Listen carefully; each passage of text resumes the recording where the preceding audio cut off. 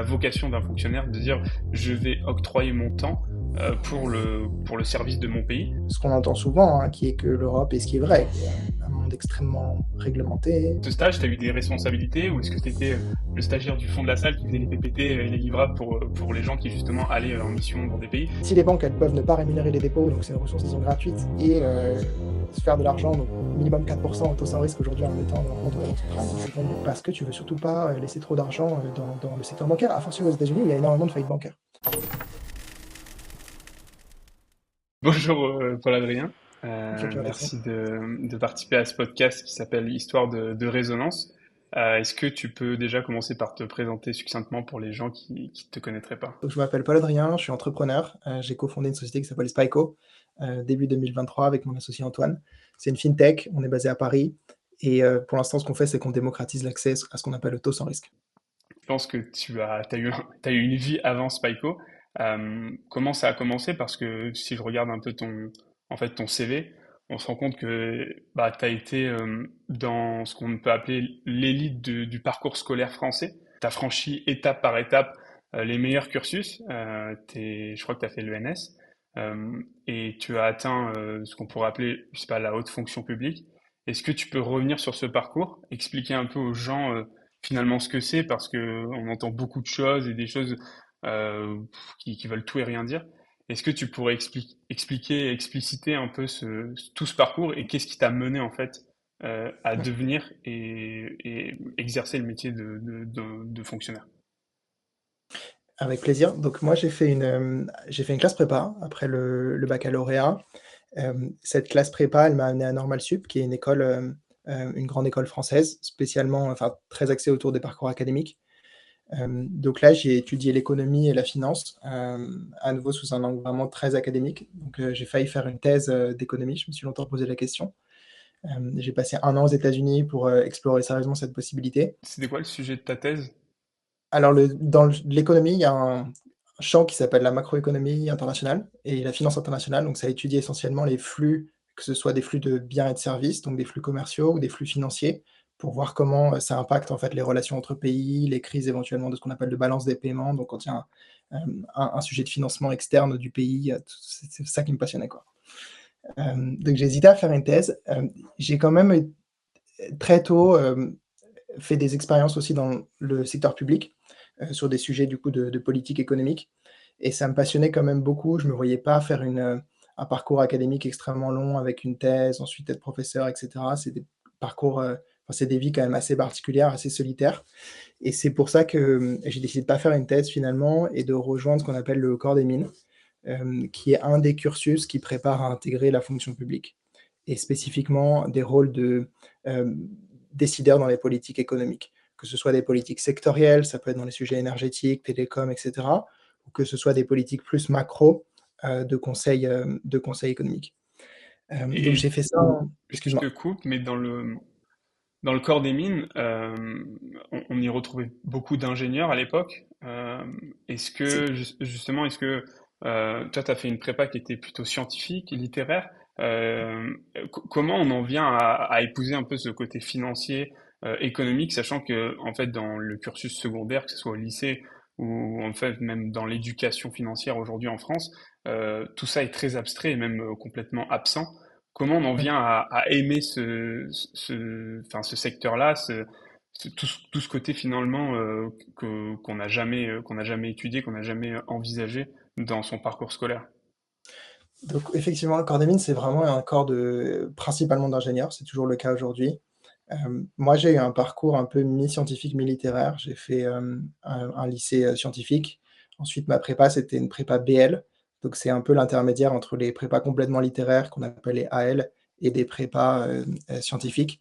Concrètement, on continue à faire des maths à un assez bon niveau. On arrête la physique malheureusement, mais il y a toujours un parcours quantitatif, enfin des études quantitatives assez poussées et quand j'ai rejoint l'ENS où je me suis spécialisé en économie et en finance, le champ, disons académique actuel fait que c'est quand même très quantitatif globalement. Donc j'ai toujours eu un peu ce parcours, si tu veux, sur deux pattes, quoi, mi-littéraire, mi-scientifique. Et j'ai rejoint le corps des mines ensuite, qui est principalement composé de gens qui viennent de Polytechnique, donc qui ont un background vraiment ingé, pour la plupart, et qui recrutent aussi via l'ENS, soit des gens qui sont souvent aussi scientifiques, quoi, ou mi-scientifiques militaires, un peu comme moi, si tu veux. Et du coup, au corps des mines, tu te retrouves avec une partie de ta promotion de l'ENS. Comment ça se passe? Il y a d'autres personnes qui arrivent de d'autres institutions publiques. Quel est les gens ont quel âge? Enfin, et qu'est-ce que C'est ça des, dure combien de temps? alors, c'est des petites promos, c'est une quinzaine de personnes en règle générale. Quasiment l'essentiel, les trois quarts viennent de Polytechnique, et donc ils sont recrutés sur le classement de sortie de Polytechnique. Donc c'est leur quatrième année d'études post-prépa. Ça correspond à ce qu'on appelle leur 4A de l'école Polytechnique. Et moi, j'avais fait le cursus complet à l'ENS qui dure 4 ans. Donc j'avais un peu un an de plus, si tu veux, que les polytechniciens qui rejoignent le corps des mines. Et il y a 2 personnes chaque année qui sont recrutées sur toutes les ENS, donc que ce soit Paris, Cachan, Lyon, et cetera, pour intégrer le corps des mines. Donc c'est quand même très peu de gens, en fait, de l'ENS. Moi, j'avais qu'un camarade de l'ENS qui était avec moi concrètement dans la Et promo. c'est un concours, c'est un examen? Oui. Ouais, c'est un concours, donc c'est un dossier d'abord, ensuite ils examinent des dossiers et ensuite il y a 2 épreuves orales. Une épreuve où on présente, ce qu'on a fait à l'ENS, donc essentiellement de la recherche. L'objectif étant d'expliquer, de vulgariser, d'expliquer à un public de scientifiques ce qu'on a fait concrètement sans qu'ils soient experts de notre sujet et idéalement d'envisager les implications en termes de politique publique que notre travail de recherche peut avoir. Et ensuite, il y a un deuxième, donc ça c'est le premier oral, et il y a un deuxième oral qui est un oral plus de personnalité, de recrutement pour évaluer le fit avec le corps des mines. Ok.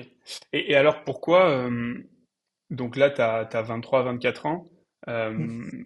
comment tu te dis, enfin, tu accèdes à l'ENS, donc c'est-à-dire quand même c'est l'une des écoles les plus prestigieuses, voire la plus prestigieuse en France. Pourquoi tu te dis je vais encore aller passer un autre concours? T'as pas envie tu parlais de thèse, donc tu vas là-bas dans cette optique-là parce qu'à ce moment-là de ta vie, tu avais envie de prolonger ces études, d'aller continuer à engranger du savoir. En fait, non, j'avais surtout envie d'intégrer la fonction publique, et de travailler spécifiquement sur les politiques économiques. Donc typiquement de rejoindre une administration comme la Direction générale du Trésor, dont c'est le cœur d'activité en France, ou des organisations internationales comme, bah, la Commission européenne au niveau européen, le FMI, la Banque mondiale au niveau international. Donc c'était ça vraiment mon objectif, et pour moi, c'était une façon de lié à la fois à ce que j'avais fait d'un point de vue intellectuel, d'un point de vue recherche dans le monde académique à l'ENS, et ce à quoi j'aspirais qui était plus de conseiller, sur le champ des politiques publiques concrètement. Ok. Donc c'était ça qui a motivé mon choix de postuler au corps des mines et ensuite de le rejoindre, quoi, quand j'ai été pris. Donc, une fois que tu es là-bas, ça dure combien de temps? Et puis après, tu as des missions qui sont justement dans je sais pas, dans des ministères, dans des institutions publiques. Comment ça se passe? Alors la formation, elle dure 3 ans, donc elle est basée à l'école des mines, en fait. C'est un des cursus, je dirais d'application de Polytechnique et un des cursus de formation de l'école des mines de Paris. Elle dure 3 ans et elle est assez particulière, en fait, parce que les 2 premières années, on les passe dans l'entreprise.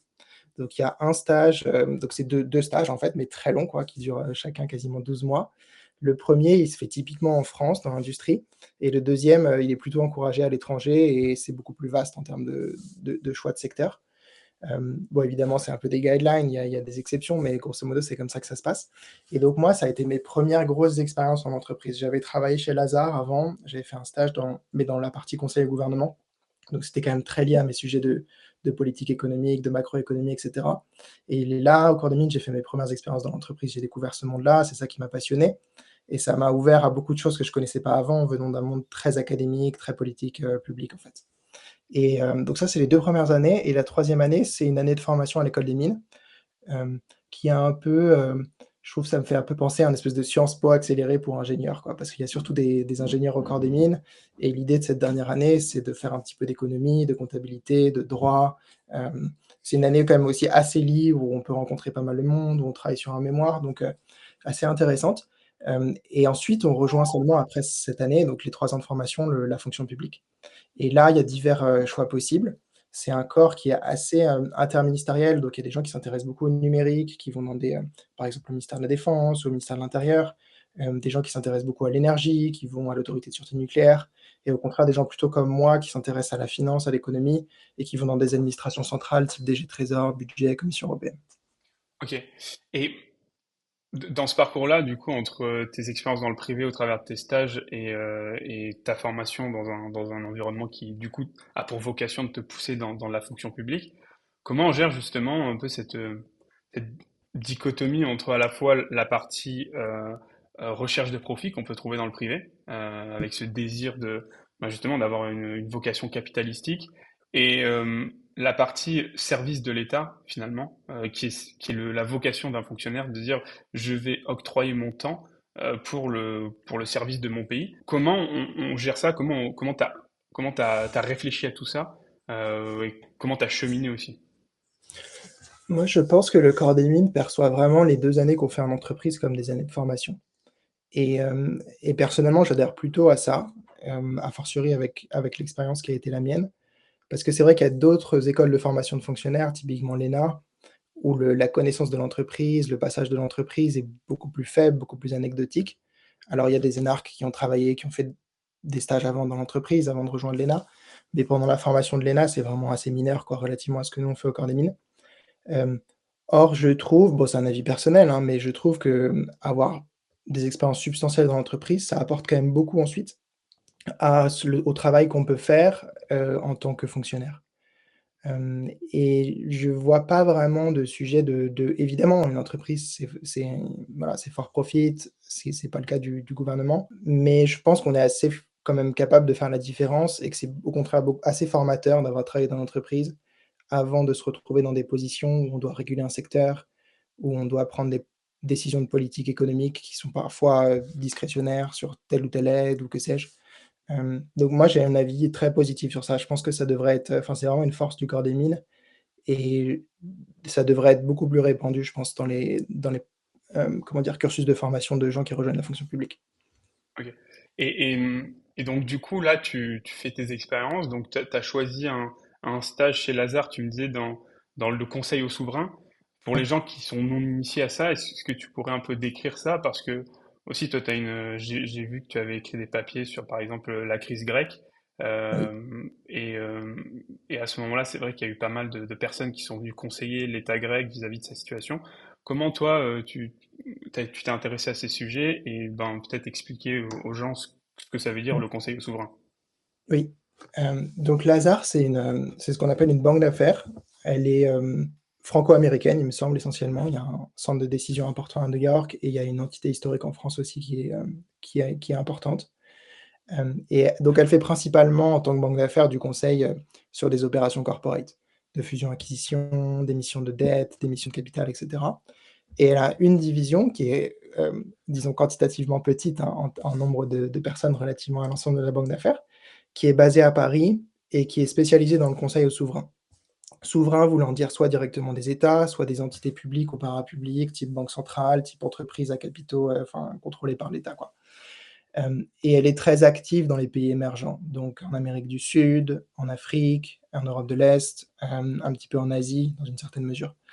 Moi, j'ai rejoint ce département à l'époque où il était encore plus petit, quoi, qu'aujourd'hui, et il commençait à accueillir des stagiaires. C'était ma deuxième année d'école à l'ENS et ma première année de master, où on devait faire un stage. Donc j'avais fait un master en économie quantitative et en finance et j'avais eu cette opportunité de rejoindre Lazare, que j'ai prise et que j'ai beaucoup, enfin, c'était vraiment une super expérience, quoi, parce que c'est, un département, pardon, où on fait à la fois, enfin, on travaille, disons, dans des pays souvent en crise, souvent, avec des gros enjeux politiques et en même temps sur des sujets financiers, type, restructuration d'une dette publique, qui va faire défaut ou qui a déjà fait défaut, hem, type, amélioration aussi de la, situation macroéconomique du pays pour qu'il puisse émettre, de la dette dans des meilleures conditions, ce genre de choses, quoi. Donc c'est vraiment à l'intersection de la macroéconomie et de la finance et c'est ça qui m'intéressait beaucoup, quoi. Ok. Et durant ce stage, tu as eu des responsabilités ou est-ce que tu étais le stagiaire du fond de la salle qui faisait les PPT et les livrables pour les gens qui justement allaient en mission dans des pays? Ce que tu faisais, est-ce que ça t'a donné envie de poursuivre ou tu as été justement enfin, rebuté par le stage? Non, non, j'ai beaucoup aimé. C'était une petite, enfin, c'est toujours, mais c'était particulièrement une petite équipe à l'époque, qui avait plutôt tendance à beaucoup impliquer les stagiaires. Donc, j'ai fait des choses super intéressantes concrètement quand j'y étais et je m'étais même posé la question de rester. Il m'avait proposé à l'époque, et j'ai continué à me la poser ensuite, quelques années avant de rejoindre le corps des mines. Je l'ai pas fait parce que c'était quand même très tôt, c'était seulement ma deuxième année d'école, j'avais encore plein de choses à faire. J'avais envie aussi de renforcer, enfin de renforcer ma compréhension de la macroéconomie, de la finance aussi sous un angle académique quoi, avant de rejoindre la vie professionnelle. Mais c'était une super expérience, ouais. Ok. Donc là, tu as quand même, après ce stage, après ta première année de master, tu as quand même eu une bonne compréhension de la machine économique. Donc tu es toujours sur ce pan-là de l'économie, c'est dans la macro. Est-ce que cette vision très globale, très, très haute, t'as poussé à aller voir autre chose, peut-être plus bas? Est-ce que dans tes stages qui ont précédé, et puis finalement le métier sur lequel tu es sorti à l'issue à Mmh. l'agence France Trésor, euh, t'as toujours voulu rester dans quelque chose de très, comment dire, macro sur cette partie-là de ton parcours? Alors j'ai pas travaillé à l'agence France Trésor, mais on y reviendra après Ah, sur la subtilité, mais c'est une division d'une administration dans laquelle j'ai travaillé. Hem, Effectivement, à l'époque, j'étais quand même très macro et ce qui me manquait, je pense, d'autant plus rétrospectivement, c'est difficile de t'en rendre compte quand tu es hyper jeune et tout, que tu es en train juste d'apprendre plein de choses, le plus vite possible. C'était une compréhension, je pense, de l'entreprise, de la finance aussi corporate et cetera, et ça, c'est ce que m'a donné, le corps des mines ensuite. Enfin, en tout cas, ce qu'a commencé à me donner le corps des mines ensuite. Parce que si tu veux, en sortant de l'ENS, j'avais oui, je baignais un peu dans ce monde de la macroéconomie, de la finance internationale et cetera, mais qui quand même, qui est hyper intéressant, qui est assez difficile à théoriser et cetera, mais qui est fait loin de faire toute la vie économique, quoi, et au corps des mines, j'ai découvert l'entreprise, j'ai découvert aussi le capital investissement, donc toute la partie vraiment, les deals, en fait, entre les entreprises, les fusions, les rachats et cetera, et donc ça a bien complété, je trouve, de ce point de vue-là, ma formation à l'ENS. Je dirais pas que c'est ça que je suis allé chercher au corps des mines, parce que je l'ai plutôt rejointe sous l'angle, ça va me permettre ensuite de travailler dans la fonction publique, de travailler sur les politiques économiques, c'est ça qui me passionne. C'était à l'instant T, c'est ce que c'est ça qui a motivé ma décision. Mais rétrospectivement, ça m'a apporté tout ça, et c'est en fait, bon, comme je suis devenu entrepreneur ensuite, ça a probablement beaucoup plus influencé, la suite que ça ne devait le faire, si tu veux, au départ, quoi, dans mon intention. ouais, ok. Et donc, tu me reprenais juste avant sur l'agence France Trésor. Du coup, l'agence France Trésor, c'est l'institution qui va gérer tout ce qui est émission de dette Exactement. de l'État. Euh, c'est quoi aujourd'hui, toi, ta vision sur ça, parce qu'on voit de partout l'endettement de la France est catastrophique, le pays va s'effondrer parce qu'on a 115% ou 110% de dette.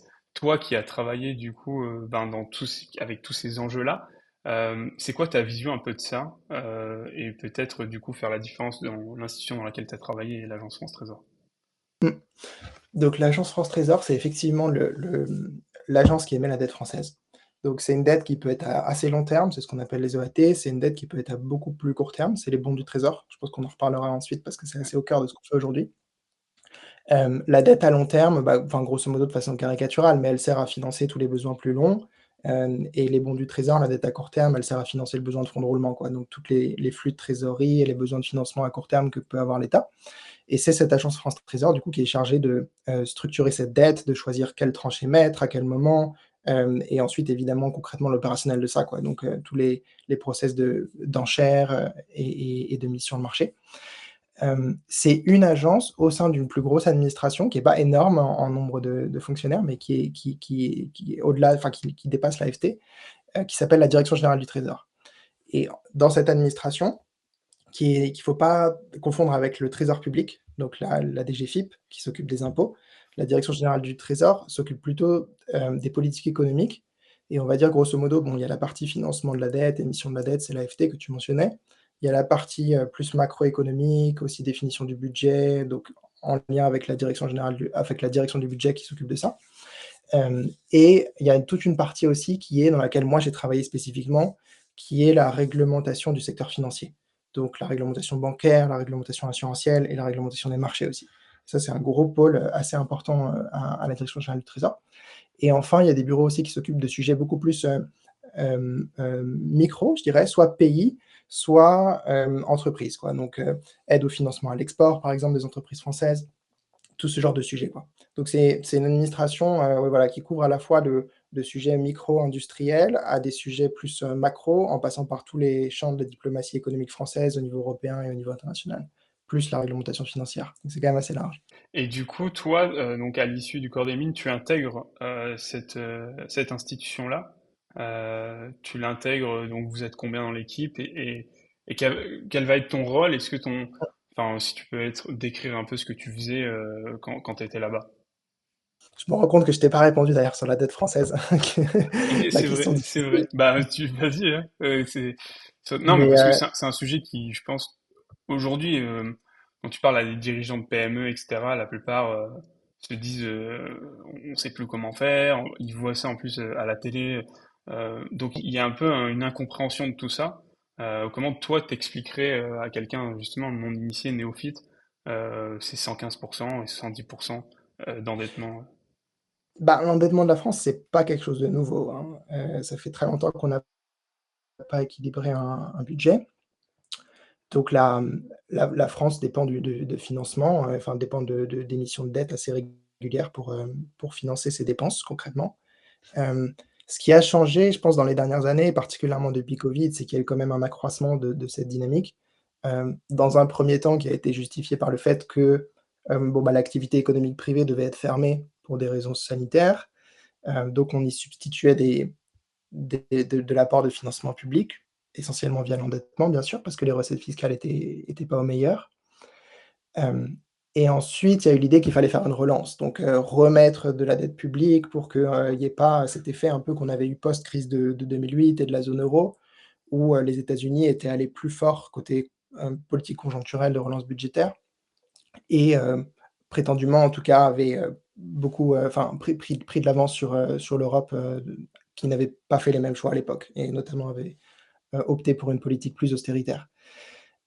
Ce choix de mettre beaucoup d'argent, à la fois dans, la substitution du manque de revenus privés pendant Covid, puis, en relance, il a été aussi adopté par ailleurs aux États-Unis, hein, qui sont aussi sur des niveaux de déficit, considérables pour une période qui connaît pas de crise économique.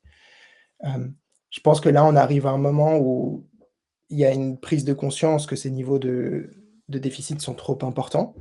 Hem L'État a pas de problème à émettre sa dette.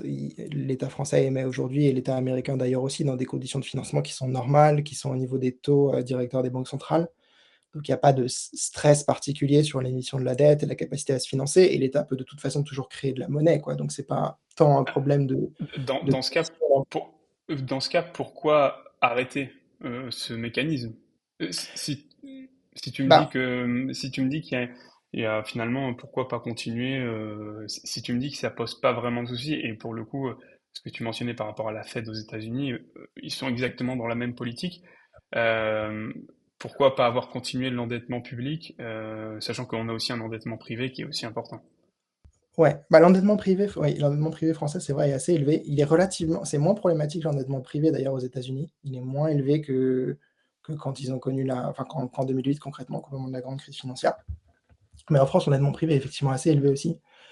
Hem, je pense que la question, elle est pas tant de la capacité d'un État à créer de la monnaie, elle est réelle, hein. Quand tu es souverain sur ta monnaie, c'est assez trivial. La question, c'est que c'est évidemment limité par l'inflation, quoi. Il y a des c'est dans la plupart des cas, pas un sujet de court terme, ça peut le devenir, mais c'est plus un sujet à moyen long terme et la capacité de cet argent à être déployé correctement, à pas générer des pressions inflationnistes et cetera.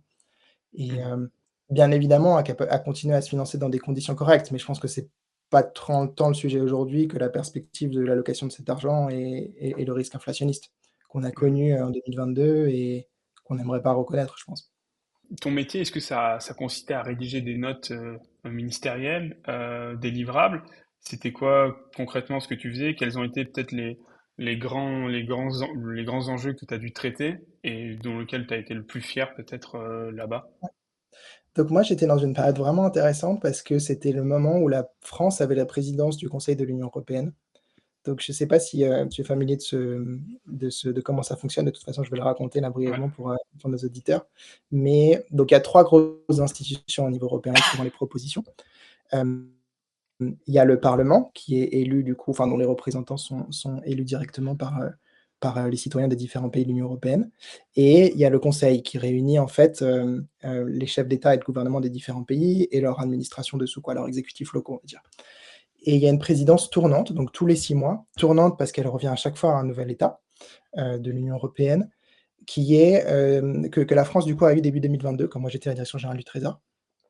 Et j'étais spécifiquement dans un endroit, je vous disais dans la partie qui s'occupe de la réglementation du secteur financier et au sein du secteur financier, pas dans la partie ni bancaire ni assurantielle, mais dans la partie marché. Donc c'est toute la définition de la réglementation, des normes qui concernent les opérateurs de marché, que ce soit des bourses, que ce soit ce qu'on appelle les entreprises de post-marché, donc de règlement livraison, des chambres de compensation. Donc c'est peut-être un petit peu jargonnant tout ça, mais on y reviendra. Et également tous les acteurs qui traitent sur ces marchés, quoi, donc les membres des bourses, les traders, et cetera. Et il y a différentes classes d'actifs. Il y a les actions, il y a les obligations, il y a les produits dérivés, il y a plein d'instruments différents. Et tous ces différents opérateurs, différents instruments ont des structures de marché propres et ont des réglementations aussi qui s'appliquent, qui sont plus ou moins importantes d'ailleurs selon l'instrument en question. Et donc moi, je m'occupais concrètement de ça, de définir la position de la France, en sachant que la plupart des normes qui s'appliquent à ces opérateurs, à ces marchés, elles sont définies au niveau européen, donc de façon assez collégiale, on va dire. Pour, donc je m'occupais de ça pour la France concrètement, donc définir la position française. Évidemment, j'étais pas le seul, j'avais une hiérarchie, il y a aussi un cabinet, et cetera. Donc le travail, il consiste concrètement à parler aux acteurs du secteur. Ce qui est intéressant dans les marchés financiers, c'est que c'est beaucoup moins concentré que dans les banques ou les assurances. Donc il y a plein d'acteurs différents avec plein de focales, de points de vue différents. Donc c'est assez riche en termes de perspectives, d'opinions, et cetera, et on est, je dirais, moins facilement capturé, on va dire, par un lobby très puissant, comme peut être le lobby bancaire ou le lobby assurantiel qui est de fait, parce que c'est un secteur très concentré, quasi unique, quoi. Hem Est-ce que tu peux expliquer peut-être aux personnes qu'est-ce que le lobby bancaire ou le lobby assurantiel? Et ben, il y a enfin, tout simplement, il y a comment dire? Les banques en tant que ont des intérêts communs, quoi. Les assurances ont des intérêts communs, évidemment, ne serait-ce que vis-à-vis des réglementations qui sont définies et qui s'appliquent à elles, et elles se structurent sous forme d'associations professionnelles. Donc, il y a elles portent, différents noms, quoi, mais il y en a une grande pour les banques, une grande pour les assurances, il y en a pour les gestionnaires d'actifs, enfin, il y en a aussi d'ailleurs qui sont transverses, qui concernent plusieurs types d'acteurs. Hem, mais hem, hem, mais donc c'est voilà, ils sont structurés sous forme d'association. Chaque banque peut avoir son opinion et le faire savoir, mais globalement, elles définissent aussi des positions de place communes et qui sont du coup directement, représentées, transmises, on va dire, par leur association professionnelle, quoi. Ok. Donc c'est ça ce que j'appelle le lobby bancaire ou le lobby assurantiel.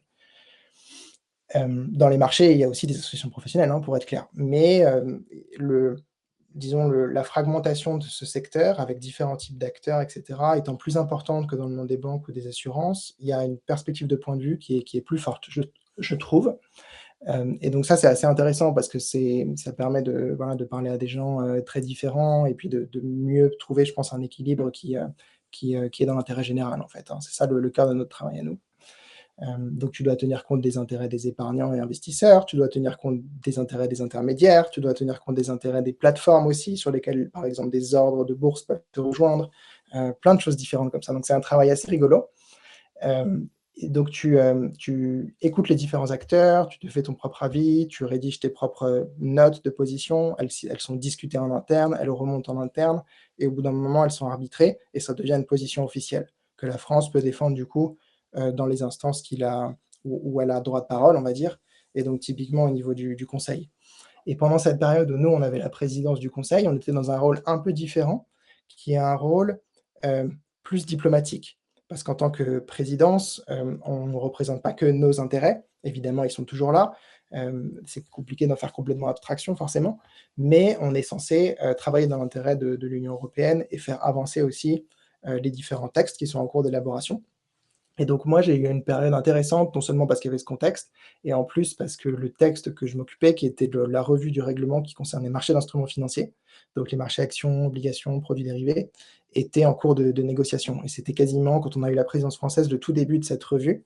Donc période vraiment intéressante, avec plein de sujets sur lesquels réfléchir. Il y en avait un notamment qui a été un petit peu rendu public, c'était, enfin, fait l'objet de débats dans la sphère publique, c'était le sujet du Payment for Order Flow, donc ces accords qui permettent acteurs. C'est très venu des États-Unis, hein, comme débat au moment de l'affaire GameStop, mais avec des intermédiaires qui rémunèrent d'autres intermédiaires que sont les courtiers pour avoir directement leur flux d'ordre de leurs propres clients et les Et- et- exécuter ensuite. alors, c'est super intéressant parce que, comme tu dis, le modèle aujourd'hui des courtiers aux États-Unis se fonde là-dessus.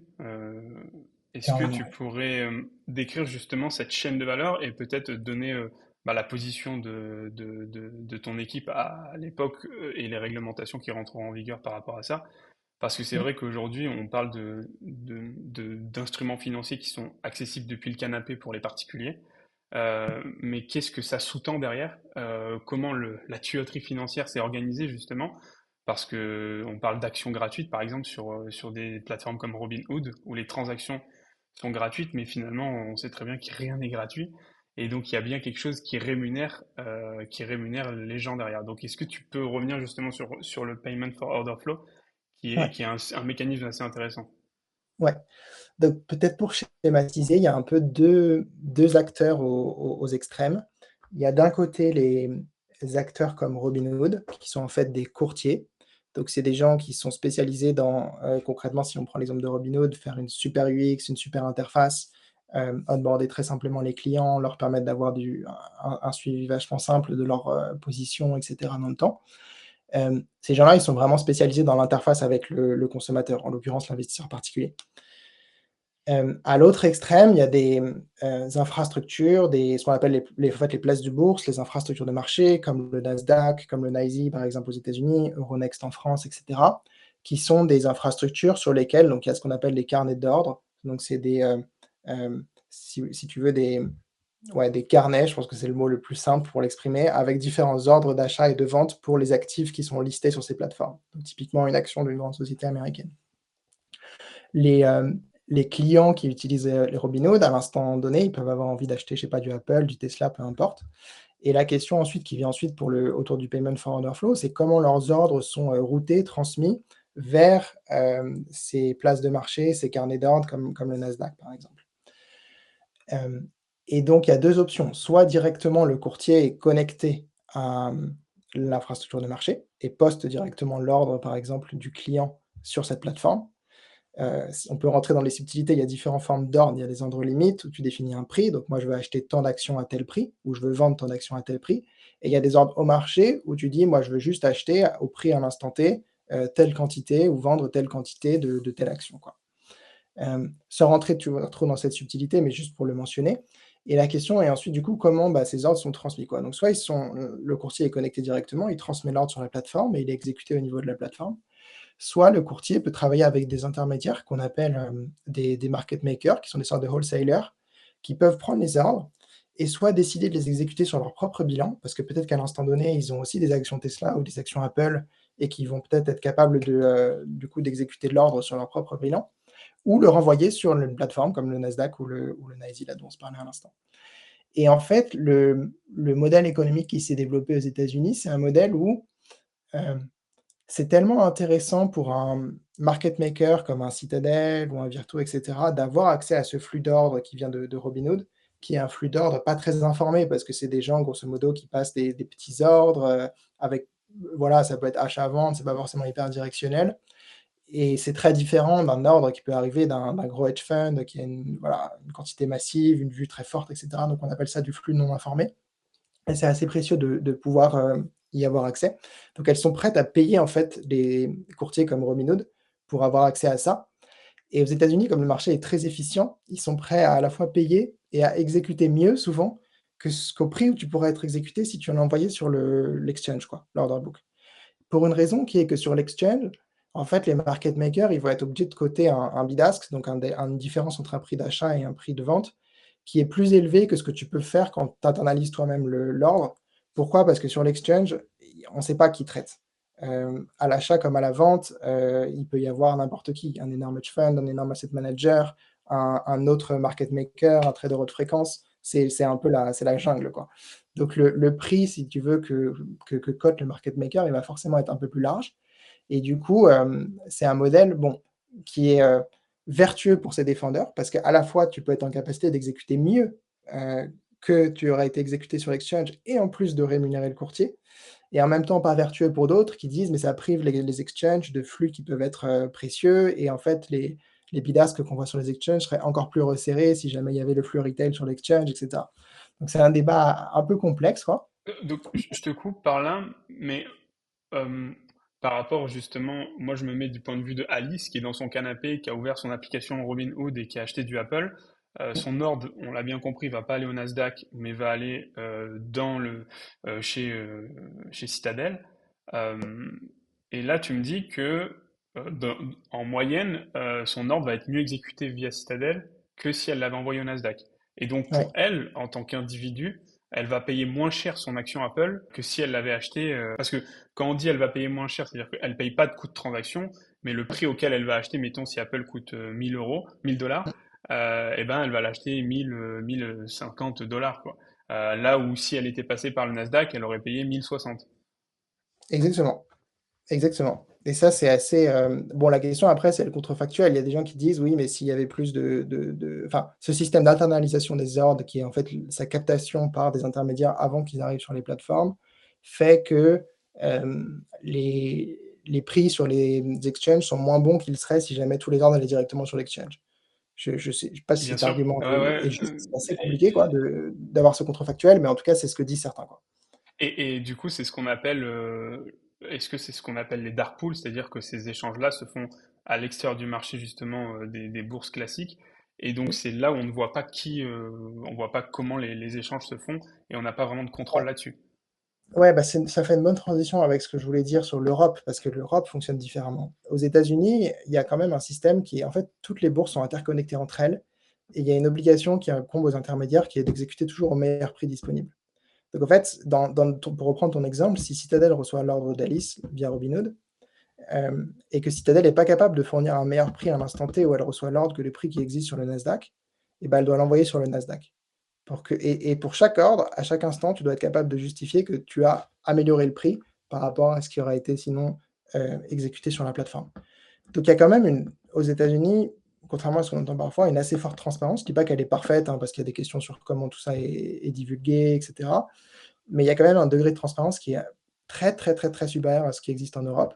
En Europe, on n'a pas du tout ce système d'interconnexion entre les bourses et on n'a pas du tout le même degré d'exigence qui incombe aux intermédiaires d'exécuter au meilleur prix.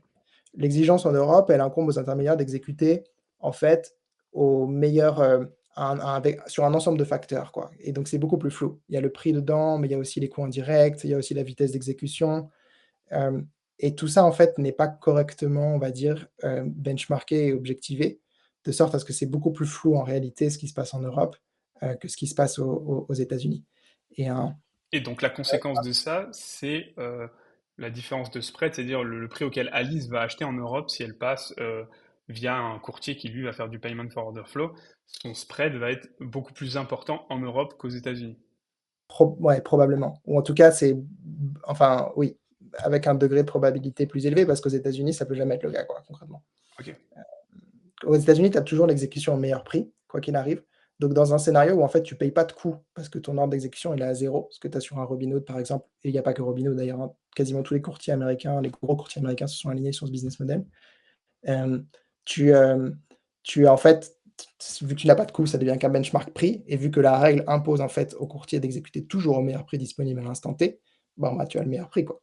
Heu, Ok. Payment for order flow pose d'autres questions, hein, en termes de divulgation de ces schémas et cetera, mais en tout cas, c'est quand même, de mon point de vue, en tout cas, beaucoup plus propre aux États-Unis qu'en Europe, où on n'a pas du tout le même niveau de garde-fou et où il y a beaucoup plus d'opacité sur les conditions d'exécution, des ordres par les courtiers, en fait. Ok, et du coup, toi, pour revenir un peu à le travail que tu as effectué à ce moment-là, ça a été de dire, voilà, moi je regarde un peu ce qui se passe dans cette fourmilière, et je vois que, bon, c'est pas très clair, c'est un peu opaque, et qu'est-ce qu'il est advenu du coup sur ce business model? Effectivement, alors il y avait, donc si mes souvenirs sont bons, d'abord la position de la Commission européenne qui était à l'initiative de cette révision du coup du règlement dont on parlait, a été de proposer l'interdiction, de la pratique de payment for order flow, en faisant une analogie avec ce qui existait aux États-Unis et ce qui était devenu en fait essentiellement un débat politique hein, aux États-Unis avec l'affaire GameStop, les suspicions de collision d'intérêts, etc. Oui, parce qu'il y a aussi Euh, ça. C'est important que tu mentionnes ça parce que ce qui s'est passé pendant GameStop, c'est qu'il y a eu des conflits d'intérêts entre Alice qui était en train d'acheter du GameStop et son bouton d'achat a été bloqué par le courtier parce que ça mettait en danger le hedge fund qui était derrière. Et du coup, on comprend que là-dessus, ceux qui auraient dû prendre entre guillemets, la marée, l'ont pas prise. Et ce sont les particuliers qui ont perdu leur argent. Bah, à ma connaissance, ça a été effectivement ça la théorie, on va dire, je sais pas comment il faut la qualifier, mais la théorie, on va dire, très, très négative quoi, autour de ça. En réalité, la raison pour laquelle Robinhood et quelques autres, d'ailleurs, je pense que Robinhood a beaucoup pris la marée pour ça, mais c'était pas les seuls, enfin, ont temporairement, suspendu le trading, il me semble dans un sens directionnel, hein, sur ce stock. C'était qu'en fait, ils avaient pas le cash à apporter à la chambre de compensation qui leur demandait pour tenir compte des positions, ouvertes de leurs clients, à l'instant donné, quoi. Ok. Et c'est pour ça que Robinhood à l'époque, il me semble, a fait une recapitalisation en urgence, et a annoncé post-recapitalisation que dorénavant ils auraient achète assez de cash pour faire face à ce genre d'événement. Mais je pense qu'ils ont été assez pris de court, sur le moment et à nouveau, c'est probablement pas les seuls, hein, mais c'était ça le sujet, quoi. Le problème étant que, je crois que la théorie pour aller au bout du truc, c'était que l'entité qui market make les ordres de Robinhood, qui s'appelle Citadel Securities, appartient au même groupe qu'un hedge fund, qui est le hedge fund de Citadel, et peut-être que le hedge fund de Citadel avait des positions sur Robinhood.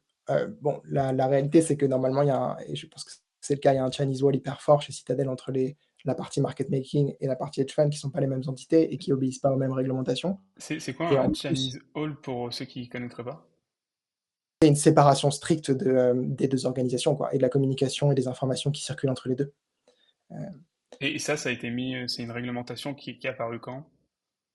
Ben, déjà, c'est une bonne pratique quand même globalement, dans l'industrie financière pour tous les groupes qui ont des potentiels conflits d'intérêts entre des divisions. Dans une banque d'affaires, il y a toujours ça aussi parce que souvent, les banques d'affaires, elles ont des divisions d'asset management et des divisions de conseil.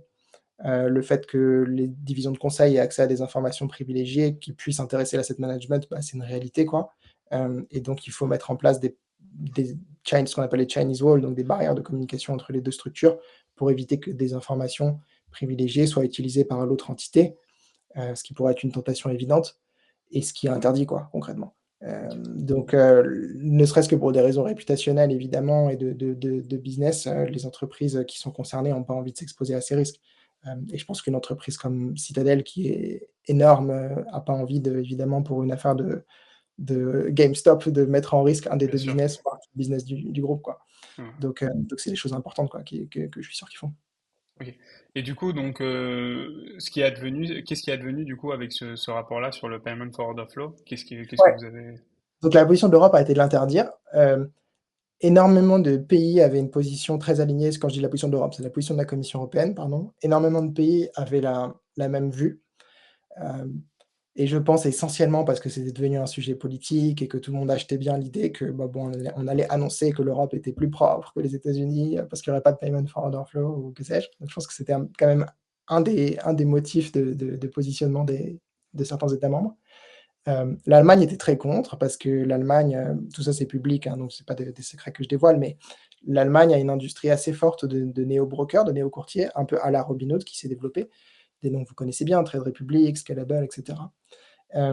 Et donc évidemment ces acteurs utilisant, ce business model, même si à nouveau il fonctionne différemment quand même en Europe des États-Unis, ils étaient contre, quoi.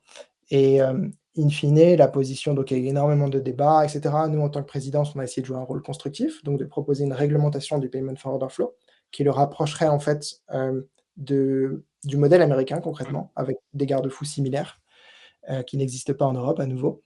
Et la position finale a été quand même, enfin, il y avait tellement une volonté d'interdire de la part d'un plus grand nombre d'États membres que d'États membres pour ou d'États membres pour un compromis, on va dire, une réglementation, que finalement ça a été une espèce de, je crois, la position finale, une quasi-interdiction, quoi. Probablement avec une fenêtre, De mise en de application. transition, quoi, mais il me Et du semble que coup, comment vont faire les néo-courtiers qui avaient est-ce que tu as un schéma, toi, de flux sur la plomberie derrière? Comment on peut rebondir par rapport à ça? Franchement, écoute, je sais pas, n'étant pas dans les mécaniques évidemment internes de ces courtiers. Ce que je pense, c'est que, ils vont s'y retrouver, qu'il y aura probablement des moyens de faire du payment for order flow sans que ce soit du payment for order flow de façon différente. Hem, les La réglementation est jamais parfaite, quoi, même quand elle a une intention claire, de là à pouvoir écrire quelque chose qui garantit que l'intention est appliquée dans tous les cas, c'est un objectif, difficile à atteindre, quoi.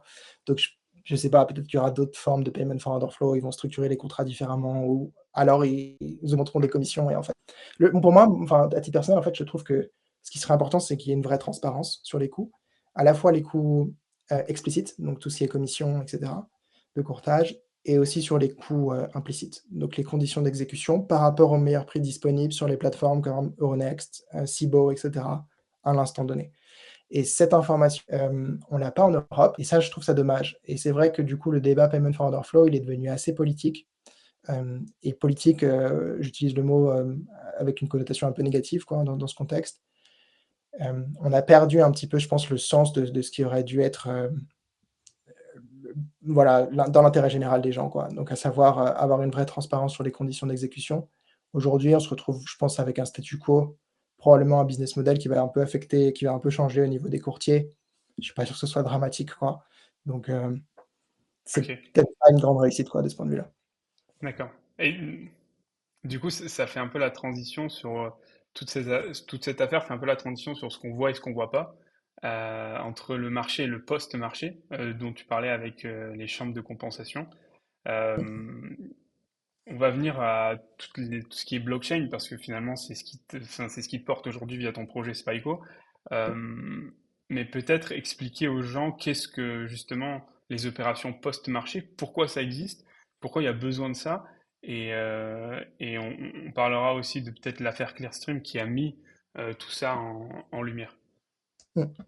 Ouais, avec plaisir. Donc on a parlé jusqu'à présent un peu de la couche haute, donc de ce qu'on voit plus ou moins, à savoir le passage d'ordre sur un courtier, l'envoi de cet ordre soit à un market maker, soit à un membre qui est connecté à une place de bourse et l'exécution sur cette place de bourse ou parfois au niveau du bilan même de l'intermédiaire, des ordres en question. Ça, c'est la partie, je dis haute parce que c'est ce qu'on voit concrètement, quoi, et c'est ce qu'on appelle la négociation et ensuite l'exécution d'une transaction. Ensuite, la question c'est, donc pour reprendre ton exemple, admettons, Alice qui a fait un ordre d'achat via Robinhood ou via un équivalent européen pour tel ou tel stock. De l'autre côté, il y a forcément eu un ordre de vente parce qu'il a été matché à un endroit, soit sur le bilan de l'intermédiaire, soit sur l'exchange directement, quoi. Et ensuite, la question qui se pose, c'est, bah, à quel moment et comment, en fait, concrètement, le titre, la propriété du titre est transférée entre Alice et Bob et comment aussi le cash lui-même, qui a servi à réaliser cette transaction, l'argent qui a servi à réaliser cette transaction est transféré. Et c'est là où on rentre vraiment dans la plomberie financière et dans le monde de ce qu'on appelle les infrastructures de post-marché, qui concernent du coup le règlement livraison et avant ça, le clearing ou la compensation de ces transactions, via ce qu'on appelle du coup les chambres de compensation pour le clearing et les dépositaires centraux de titres pour le règlement livraison. Donc les dépositaires centraux de titres, pour du coup prendre le sujet le plus, par le bas, faut les voir comme des espèces de notaires, quoi. C'est des super registres de, qui détient quoi, donc en termes de pour n'importe quel instrument financier, que ce soit une action, une obligation et cetera, qui est émise dans leur compte, en fait, à l'origine. Donc au début, il y a quand même un émetteur, il faut se le rappeler, une entreprise, un asset manager si c'est un fonds, un souverain si c'est une obligation, un bon du trésor qui a émis dans ces livres, dans ces registres, les titres et ensuite, ces titres connaissent une vie, quoi. Ils sont échangés, et cetera. Et donc, il faut mettre à jour ce registre. Et du coup, c'est un univers assez compliqué où, en fait, on n'a pas les mêmes opérateurs et les mêmes bases de données au niveau de la partie négociation, tout en haut, donc des bourses, et de la partie notaire, quoi, transfert de propriété entre comptes titres. Et donc, il se passe beaucoup de temps, en fait, concrètement. Dans l'Union européenne, c'est généralement à peu près 48 heures, et ça dépend des classes d'actifs. Je dis 48 heures parce que c'est plutôt la norme pour les classes d'actifs connues. Les obligations, par exemple, et cetera. Entre le moment où votre ordre d'achat et de vente il est exécuté, donc matché sur la place de bourse, et le moment où effectivement les notaires ont mis à jour le registre, ces notaires on les appelle les dépositaires centraux de titres à nouveau, mettent à jour le registre de qui détient quoi. Et donc c'est long parce que c'est des opérations lourdes avec plein d'intermédiaires et des bases de données qui ne sont pas nativement interconnectées, interopérables entre elles. Et cette longueur, elle n'est pas anodine, au-delà du fait que c'est long et on aimerait que ce soit plus rapide, parce que qui dit lenteur dit aussi coût, quoi, évidemment, et beaucoup d'intermédiaires en question. Elle est aussi problématique d'un point de vue risque, en plus du sujet du coût, quoi. Euh, et le risque lui-même génère des coûts. Pourquoi du risque? Parce qu'en fait, comme le transfert effectif de titre, il intervient que 2 jours après la négociation, il faut être sûr que les deux acteurs qui ont orchestré la négociation ont bien le titre et le cash pour que l'échange puisse avoir lieu à l'instant donné, quoi, au bout de ces 2 jours. Et donc ce risque, c'est du risque de crédit. Et on en revient à l'exemple de Robinhood, en fait, et au sujet des chambres de compensation et du cash, du collatéral à poster dans ces chambres de compensation, en vertu de modèles qui leur sont propres, hein, de risque, pour intermédier, pour wholesaler, en fait, porter ce risque dans la chaîne de valeur, quoi. Donc c'est de la lenteur, c'est des coûts, c'est du risque. Et donc c'est une infrastructure qui fonctionne, hein. Il faut d'abord dire ce qui est, en réalité aujourd'hui, et c'est une certaine prouesse, hein. Mais c'est une infrastructure qui pourrait beaucoup mieux fonctionner, quoi, de notre point de vue. Et donc nous, chez Spyco, on a toute une partie visible qui est la partie, investissement, interface avec le client, une UX et une UI de fintech classique, et aussi un play sur, ce monde-là qui est le monde de la plomberie financière et comment concrètement on peut l'améliorer grâce aux blockchains, mais pas que, hein, mais je pense que les blockchains sont une partie de la solution, toutes ces opérations de post-marché. Alors, tu parlais des clearing house, c'est des entités qui sont publiques, qui sont privées, parce Ouais. que tu parlais de notaire aussi d'un autre côté. Donc, est-ce que ça, ce sont des acteurs qui vont être, qui sont rémunérés sur les flux de transactions, sur les stocks? Et pourquoi, en fait, en vertu de quoi? Parce que si tu me dis que c'est juste écrire sur un registre Bob a vendu à Alice, euh, est-ce que c'est pas justement une rente sur laquelle ils sont assis et sur lesquels il faut peut-être apporter une nouveauté, quoi. Ouais, je trouve que c'est une super question, et probablement la réponse pour les gens qui s'y connaissent pas est un peu surprenante. C'est vrai qu'on s'imagine que ces entités devraient être publiques, des espèces de biens communs, et fonctionner at cost, quoi, à minima. En réalité, la plupart sont des entités privées, si ce n'est enfin, en tout cas, toutes les plus grosses sont des entités privées, et donc évidemment des réseaux corporate for profit, quoi, et ils génèrent énormément d'argent. Hein, pour nommer quelques grands noms de cette industrie, c'est des sociétés comme, Euroclear, Clearstream, qui appartient au groupe Deutsche Börse, Euronext aussi, qui, au-delà de la plateforme, la partie bourse connue, a aussi beaucoup d'opérations, et de plus en plus dans cette industrie du post-marché. C'est des entités qui génèrent des profits absolument considérables. Si tu regardes par exemple, les marges opérationnelles concrètement de ces acteurs, c'est mieux que des marges opérationnelles de géants de l'Internet, quoi, de GAFA. On se parle de plus de 30%, quoi, concrètement, et voire 40, hein, 40-50 pour certaines, de marge opérationnelle.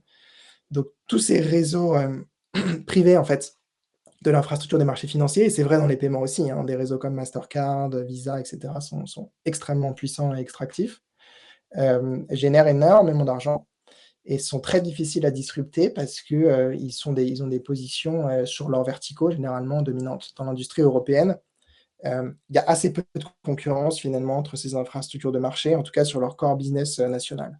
Parce que c'est des infrastructures historiquement qui se sont plutôt développées, dans l'univers public, quoi, sous l'influence des autorités publiques, qui ont été ensuite privatisées, et qui aujourd'hui, bah, sont très extractives, quoi, sont leur silo propre, et parfois même, grossissent assez fortement. Euronext, ils ont une politique, très, très active de fusion-acquisition et d'intégration, d'abord horizontale des plateformes de bourse, et maintenant verticale du post-marché sous les plateformes de bourse.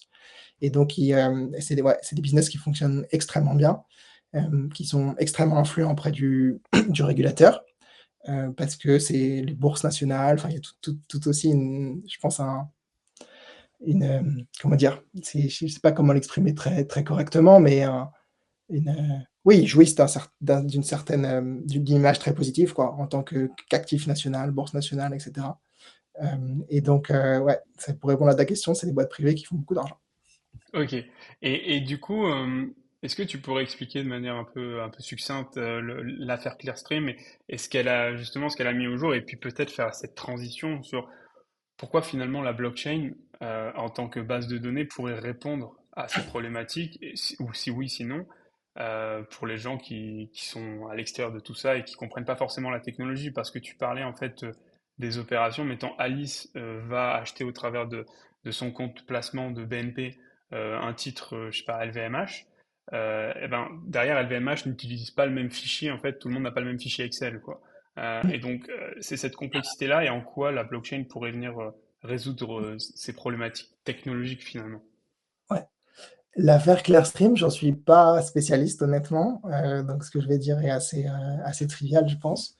Mais effectivement, ça a mis en tout cas en lumière cette infrastructure de marché, cette espèce de super notaire. Donc Clearstream, c'est le dépositaire central de titres, allemand.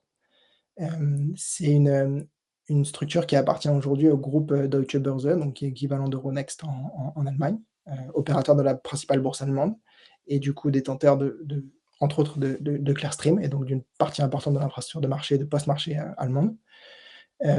Il me semble que c'était surtout ouais, c'était un scandale politique où, à l'époque, il y avait le soupçon, alors je ne sais pas ce qui a été avéré ou pas, mais qu'il y a eu c'est une affaire essentiellement de blanchiment de capitaux derrière, avec de faux comptes, enfin des comptes qui auraient été ouverts chez Clearstream, sans y associer les bons détenteurs ou il me semble que c'est à peu près ça, quoi, hein, C'est ça. pour le résumer. Hem, ça a mis en tout cas en lumière, cette institution. Je Et crois pas que l'opacité des bases de données finalement. ouais, c'est vrai et de ce point de vue-là, c'est sûr que peut-être, oui, la blockchain, c'est intéressant parce que j'y pas réfléchi sous cet angle, mais avec le côté transparence, pourrait apporter quelque chose là-dedans. Hem, donc oui, l'affaire Clearstream, à regarder quoi, séparément. Moi, j'y suis pas hyper spécialiste, mais en tout Ouais, cas, ça a clairement mis dans le domaine public le nom de cette institution. À tort ou à raison, je sais pas quoi, faudra regarder les ouais, bien records. sûr. Non, non, mais Mais c'est ce qui s'est passé. Enfin, le scandale est porté essentiellement sur ça. Et puis, étant donné qu'il y avait aussi des personnalités politiques qui étaient dessous, ça, c'est ça qui a aussi rendu cette affaire très, très populaire et très médiatique, ouais, ouais, c'est et très clair. médiatique. Ouais. C'est ouais, ça a mis c'était vraiment une affaire française, il me semble, hein, de qui a C'est concerné ça, la politique exactement. Il y française, avait mais Nicolas avec une infrastructure Sarkozy. allemande. C'est ça, Mmh. exactement. On a parlé enfin, d'expertise, de plomberie financière, etc.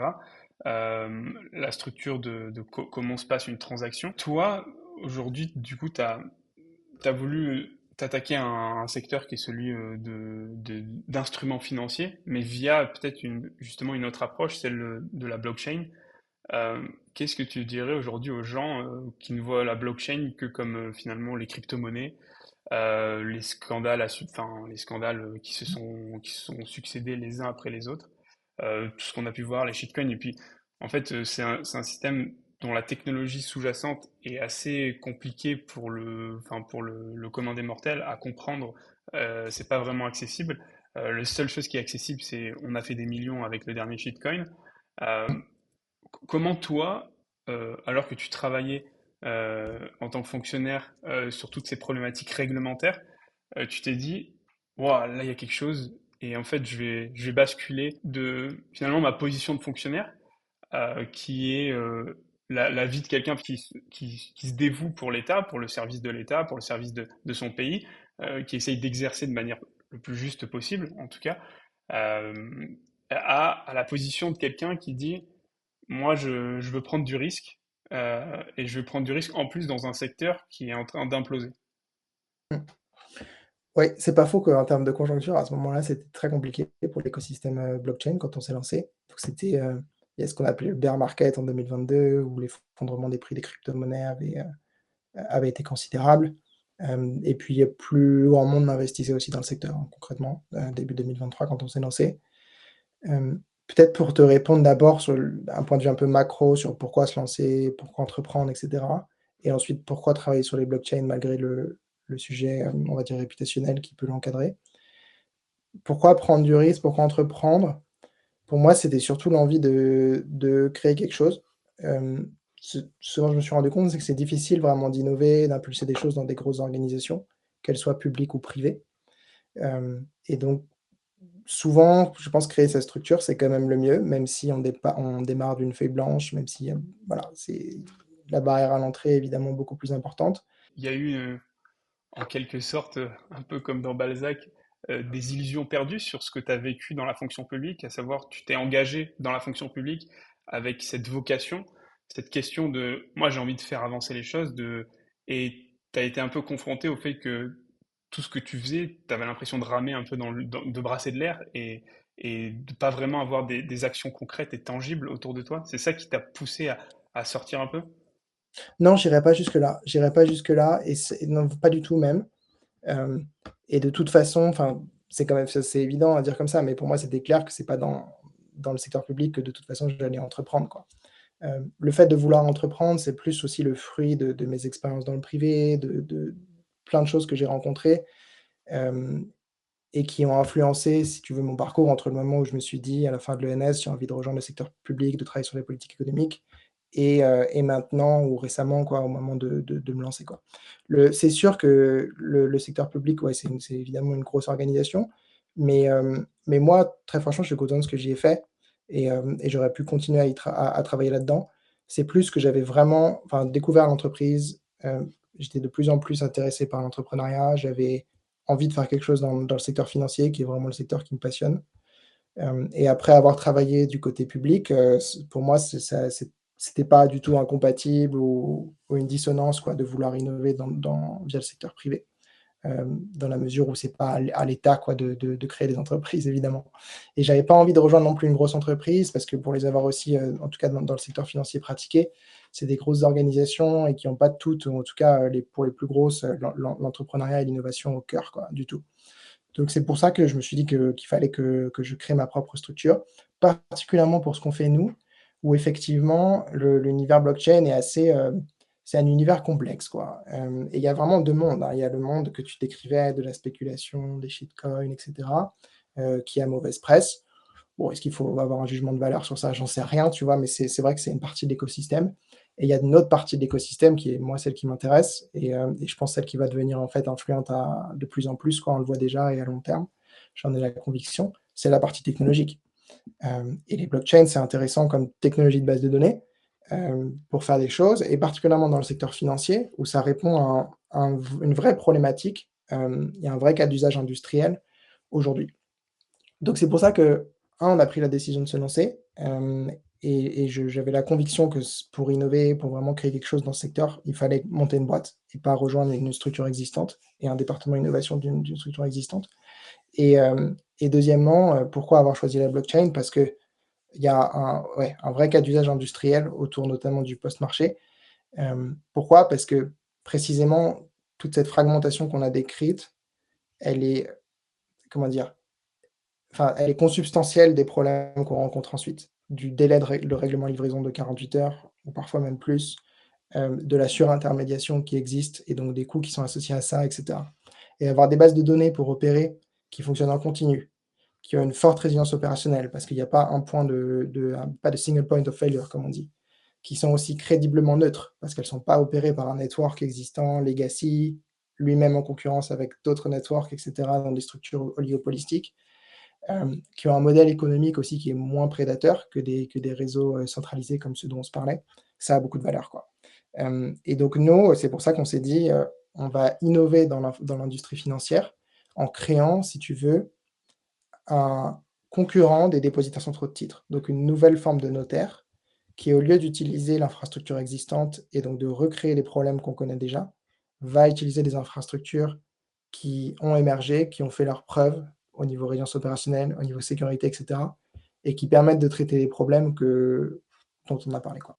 Et donc, du coup, comment on en vient à entreprendre? Parce que, je sais pas, moi qui entreprends, le fait d'entreprendre, ça demande beaucoup d'énergie, beaucoup, enfin, de prise de risque. Comment toi, t'as accepté ça? Est-ce que tu t'es entouré de personnes? Si oui, desquelles? Est-ce que c'était des gens que tu connaissais déjà?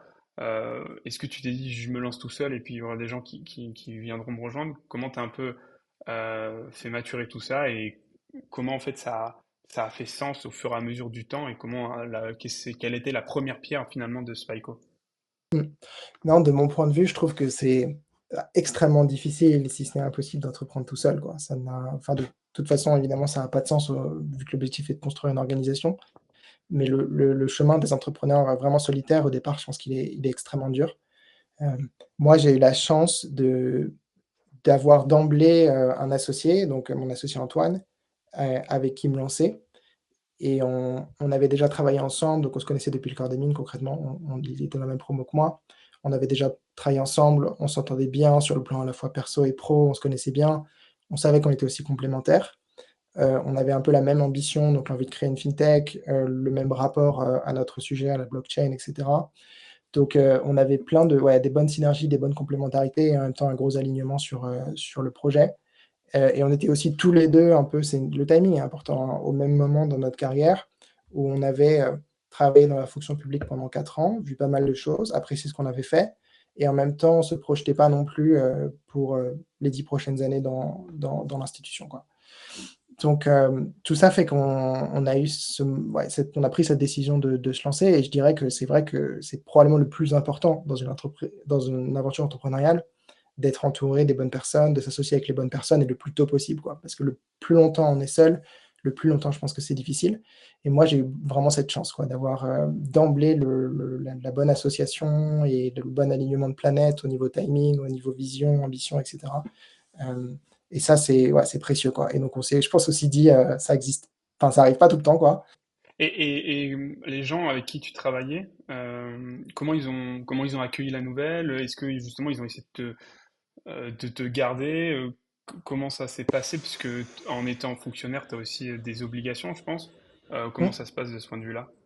ouais et ben, ils étaient enfin, franchement, ils ont globalement accueilli très très positivement. J'avais pris ma décision, donc quand je l'ai formulée, c'était un choix déjà, c'était pas une question que je me posais. Donc oui, la question de savoir si j'allais rester ou pas, en fait, elle était quand même assez vite, tranchée. Et je dois dire que non, non, on a été carrément, je dis «on» parce que ça a été aussi le cas d'Antoine, soutenu par le corps des mines ou par nos administrations, de travail à ce moment donné respectives, on a été, ouais, tout à fait soutenus là-dedans. Comment ça se passe ensuite? Bah, il y a 2 options quand tu es fonctionnaire, statutairement, ce qui était notre cas. Soit tu démissionnes de la fonction publique, soit tu peux demander ce qui s'appelle dans le droit une disponibilité. Donc c'est une sorte de mise entre parenthèses du non pas du statut parce qu'on reste fonctionnaire, mais du fait de travailler, dans la fonction publique, pour une période de temps donnée et pour un projet donné. Donc nous, c'est une mise en disponibilité pour création d'entreprise. Hem, Aujourd'hui, à ma connaissance, c'est maximum 5 ans, le temps que cette période peut durer et au bout des 5 ans, il faut prendre une décision qui est soit de réintégrer la fonction publique, soit de démissionner. Donc on en revient quand même à l'option de base.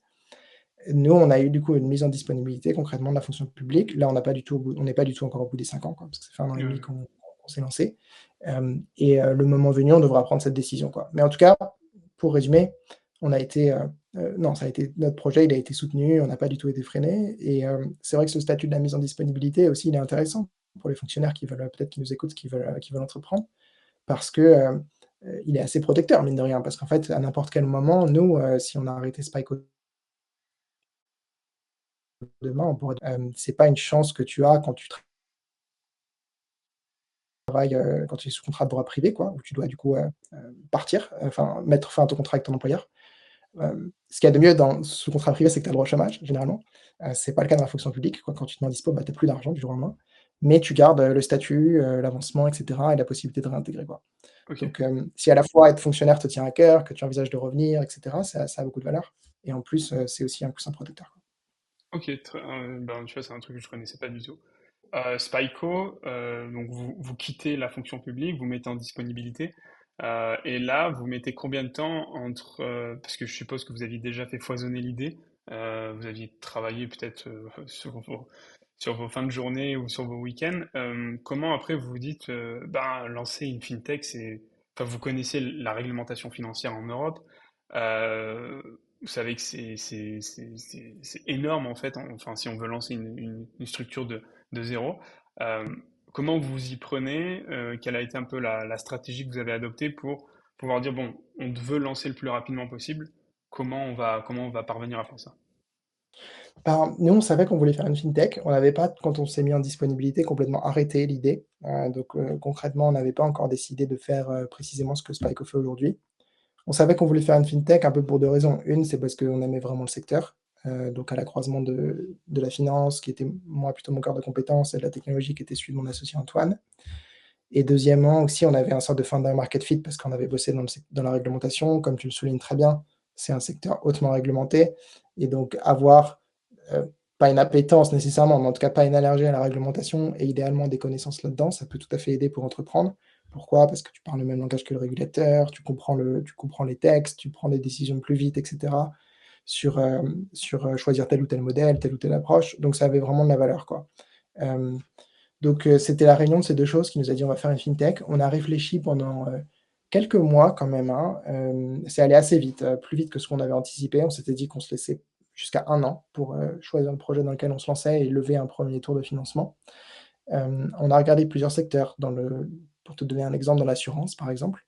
Dans la banque, il s'est passé un truc intéressant avec l'open banking. Donc, l'interconnexion via des couches d'API de comptes bancaires entre eux pour récupérer telle ou telle information, faire l'agrégation de comptes, et cetera. Dans l'assurance, tu as pas encore trop eu ça, ça commence, mais c'est le tout début. Donc l'équivalent, open insurance quoi. Aller récupérer, construire une couche d'API, récupérer, des données de police d'assurance avec le consentement bien évidemment des assurés et pouvoir les exposer via ces API à, des tiers, donc d'autres assureurs, des comparateurs et cetera et proposer des meilleures assurances, augmenter le churn, et en réalité, in fine, faire gagner de l'argent aux assurés. Sachant que c'est une industrie justement qui churn pas beaucoup. Les gens restent dans leur police et globalement, ils sont très rapidement, perdants.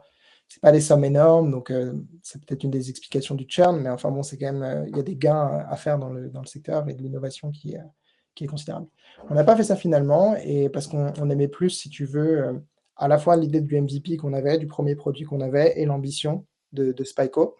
Le 1er produit, c'était de dire, on était début 2023, tu vois, ce qu'on appelle les taux sans risque, donc les taux courts de l'économie, le taux auquel les États empruntent à court terme ou le taux directeur de la banque centrale, auquel la banque centrale rémunère d'ailleurs les dépôts des banques chez elle, ce qu'on appelle les réserves, était déjà assez élevé. Donc je pense qu'il était déjà autour de 3 début 2023.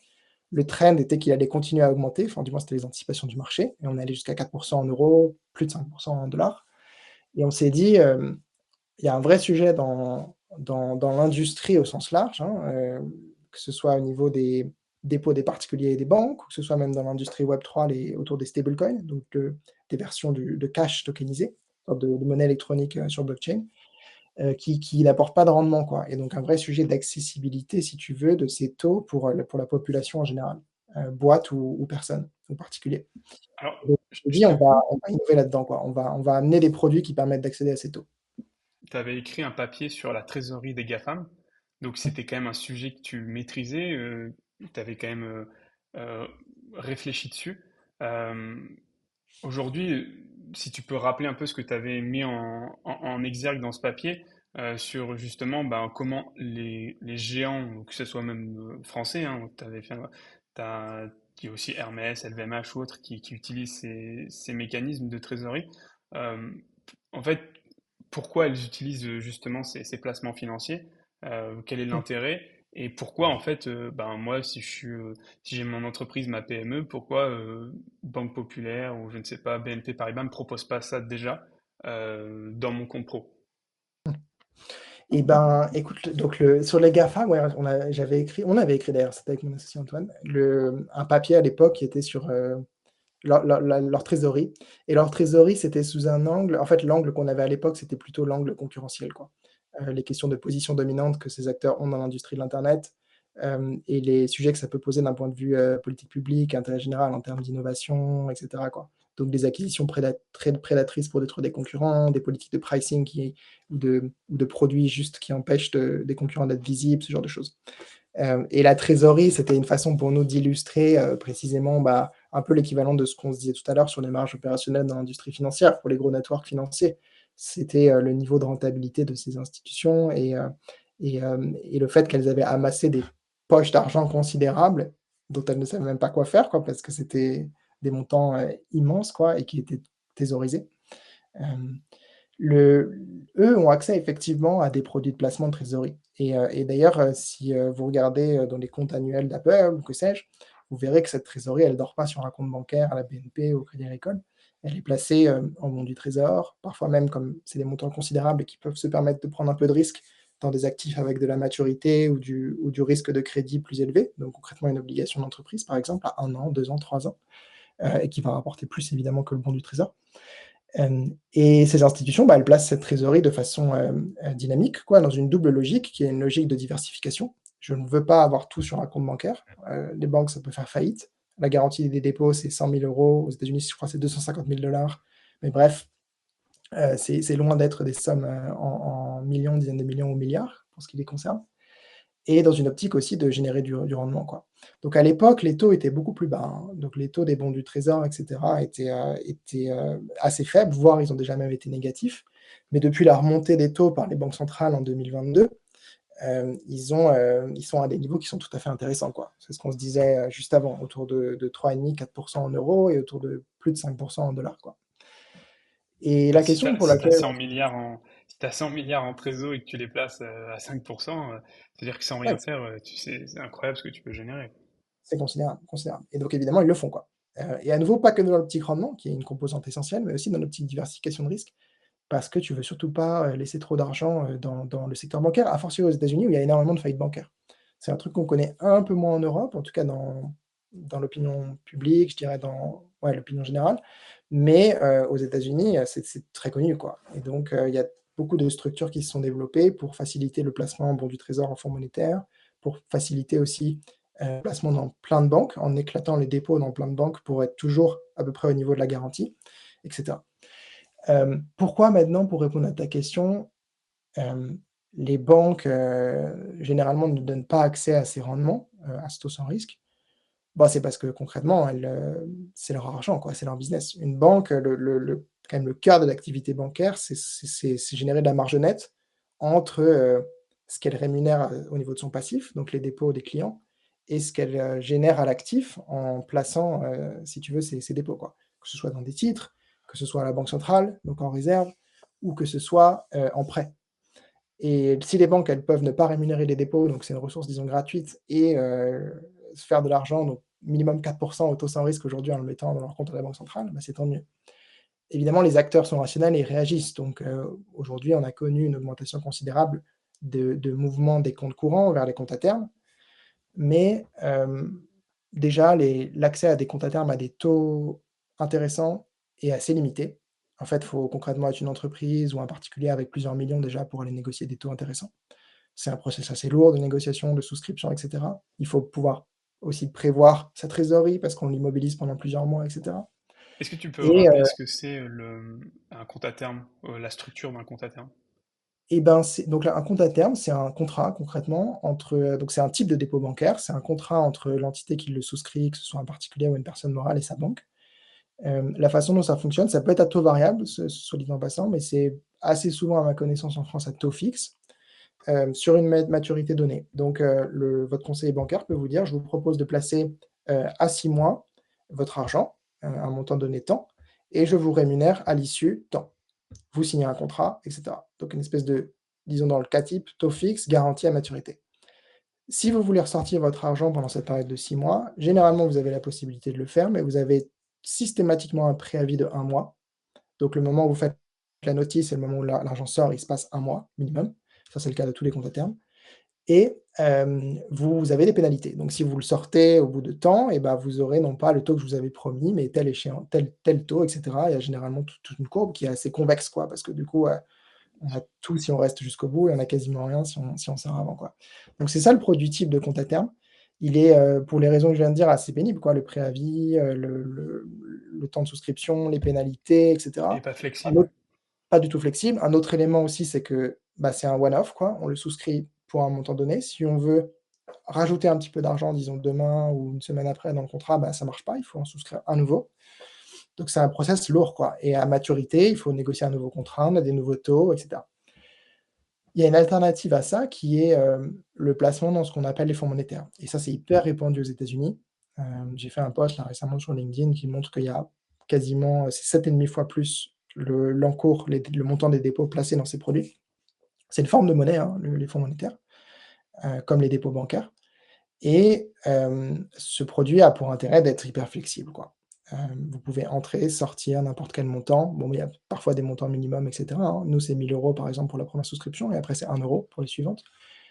Ça dépend des fonds monétaires là aussi, mais il est possible d'entrer et sortir de l'argent n'importe quand, quoi. Il y a pas de préavis, il y a pas de pénalité sur les intérêts qu'on a accumulés quand on sort. Il y a généralement pas de frais d'entrée ni de frais de sortie.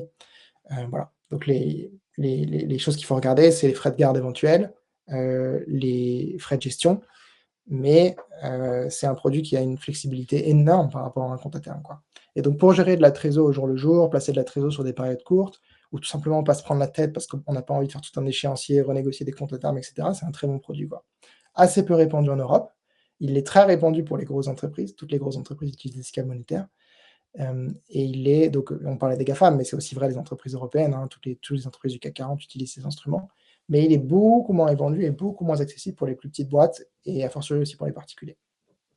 Et donc pour un chef d'entreprise qui voudrait gérer sa trésorerie, finalement quand on gère, c'est un placement financier, donc c'est pareil, c'est une question d'horizon de temps et d'objectif, comme tu le mentionnais, c'est-à-dire un Google ou un Microsoft va pas arriver à 300 milliards de trésorerie comme ça du jour au lendemain, ça s'est construit dans le temps. Donc on construit aussi sa trésorerie, mais c'est vrai que le premier tiroir, si on a trois tiroirs de placement, le premier tiroir va être le tiroir de placement très court terme finalement, celui sur lequel on ne veut pas prendre beaucoup de risques. Et du coup, ça fait écho à ça, parce que finalement, ce dont on parle depuis tout à l'heure, c'est le taux sans risque. Est-ce que tu peux expliquer cette notion de taux sans risque pour les gens, pour qu'ils comprennent, parce que il y a Ouais, toujours du risque quelque part, quoi. ouais, ouais, ouais. Il y a toujours du risque quelque part. Donc taux sans risque, c'est la traduction littérale de risk-free rate en anglais. Et je me suis rendu compte qu'il y a pas mal de gens qui connaissent, risk-free rate, qui ont déjà entendu le mot parce que c'est un concept très répandu en économie et en finance. Et comme la langue de l'économie et de la finance est l'anglais, on n'a pas toujours en tête que taux sans risque, bon, bah, c'est l'équivalent. Mais donc c'est le risk-free rate. Qu'est-ce que c'est le risk-free rate concrètement? Tu as pas mal de gens qui le définissent de façon différente et souvent en économie d'ailleurs, c'est le taux à 10 ans. Moi je voyais ça souvent quand je faisais mes études à l'époque dans les papiers d'économie, risk-free rate, c'était le taux à 10 ans. Nous, on a une approche beaucoup plus simple pour le définir. C'est, soit le taux auquel les banques centrales rémunèrent les réserves bancaires, donc les dépôts des banques commerciales à la banque centrale sont rémunérés et les banques centrales de façon souveraine définissent ce taux qui est un des 3 taux directeurs dans la zone euro. Taux de facilité de la rémuné de le taux de rémunération de la facilité de dépôt, de la Banque centrale européenne. Même chose aux États-Unis. Ou c'est, et je dis ou parce que c'est une façon différente et en fait, c'est une façon aussi beaucoup plus accessible, et simple de le comprendre, parce que évidemment seules les banques commerciales ont accès à la banque centrale. On n'a malheureusement pas un compte à 4 à la banque centrale. C'est le taux auquel, les États sûrs, d'où la notion de sans risque, État sûr étant, voilà, l'État fédéral aux États-Unis, les principaux États de la zone euro, empruntent à court terme. Et ces emprunts à court terme, c'est des types de créances qu'on appelle les bons du trésor. Court terme voulant dire, moins d'un an conventionnellement et typiquement 1 mois ou 3 mois. Je dis typiquement parce que la plupart des souches de bons du trésor, elles sont à 1 ou 3 mois. Et donc c'est des emprunts très court terme et ce dont on se rend compte, c'est qu'assez logiquement, les taux auxquels les États empruntent à court terme, donc sur leurs bons du trésor et les taux, de rémunération des réserves, donc le taux que fixe la banque centrale pour rémunérer les réserves des banques, chez elles, sont extrêmement alignés. Évidemment, les taux des bons du trésor, ils peuvent avoir des petits écarts et puis enfin, les taux sont aussi, mis à jour en continu parce qu'il y a tout un marché secondaire de bons du trésor, donc qui trade. Mais, si on regarde un graphique en tendance comme en niveau, en fait, c'est extrêmement proche, quoi, du taux de rémunération des réserves. Donc c'est ça le taux sans risque. Il a plein de mesures différentes parce qu'en gros, vous pouvez prendre, le taux de n'importe quel bon du trésor à 1 mois ou à 3 mois. Vous pouvez prendre le taux de rémunération de la facilité des dépôts dont on se parlait. Vous pouvez prendre le taux interbancaire, qui est le taux auquel les banques se prêtent des réserves entre elles. Donc ça s'appelle l'ESTER, euro STER dans la zone euro. Globalement, ce qui est clair, c'est que si vous prenez toutes ces métriques différentes, qui sont donc des taux monétaires différents évidemment, ils sont extrêmement proches, quoi. Donc c'est ça le taux sans risque. Moi, je suis Bob, je suis dirigeant d'une PME dans le sud de la France. Je travaille dans le BTP, par exemple. J'ai un BFR, mais comme je suis prudent, j'ai réussi à mettre de côté, j'ai 100 000 euros. Mais je suis client de la Société Générale, par exemple, en compte pro. Comment concrètement tu peux utiliser un produit parce qu'aujourd'hui je vais aller voir mon conseiller bancaire, je vais lui dire bon ben voilà j'ai 100 000 euros, qu'est-ce que je fais avec? Euh, Aujourd'hui comment va être fléché cet argent et comment avec Spyco justement tu vas apporter quelque chose de différenciant et justement de plus client-centric finalement pour le besoin de Bob, chef d'entreprise dans le BTP. Oui. L'exemple que tu prends, il est bien, je trouve, parce que la plupart enfin, cet exemple, il concerne plein de gens. Ça peut être, tu vois, aussi des particuliers qui ont des holdings personnels, des choses comme ça. Dans la plupart des cas, ces 100 000 euros, en fait, ils vont pas être rémunérés. Euh, je dis ça avec une certaine confiance parce que si on regarde les statistiques, on connaît la Banque centrale publie tous les mois le montant des dépôts sur les comptes courants, le montant des dépôts qui sont mis dans des comptes à terme ou dans des livrets. Et en fait, tu as 2 tiers des dépôts bancaires qui sont dans des comptes courants, quoi, donc qui sont à zéro. Deux chances sur trois que tes 100 000 euros, du coup, ils soient pas rémunérés, quoi, qu'ils aient même pas le début d'un rendement. Si tu vas voir ta banque, ton conseiller bancaire, et que tu lui dis, bon, les taux sans risque sont élevés, etc., j'aimerais avoir un petit peu de rendement, euh, il va, pour un particulier, proposer des livrets d'épargne. Donc en France, on a le livret A et le livret développement durable, hein, je crois qu'il s'appelle comme ça, euh, avec des plafonds, mais sur les deux, ça fait un plafond un peu au-delà de 30 000 euros, il me semble. Et c'est un placement intéressant parce qu'au 3% super net, parce qu'il n'y a pas d'impôt dessus, ça bat un placement au taux sans risque imposé à la flat tax, concrètement. Donc c'est un très bon produit de placement pour les particuliers aujourd'hui. Bon, c'est à la discrétion de Bercy, hein, la définition du taux. Donc il y a peut-être Oui, il y d'accord. a un scénario où il peut baisser et il devient moins intéressant, mais aujourd'hui c'est un très bon placement pour du cash liquide, quoi, sans risque. Pour les entreprises, on va généralement proposer un compte à terme.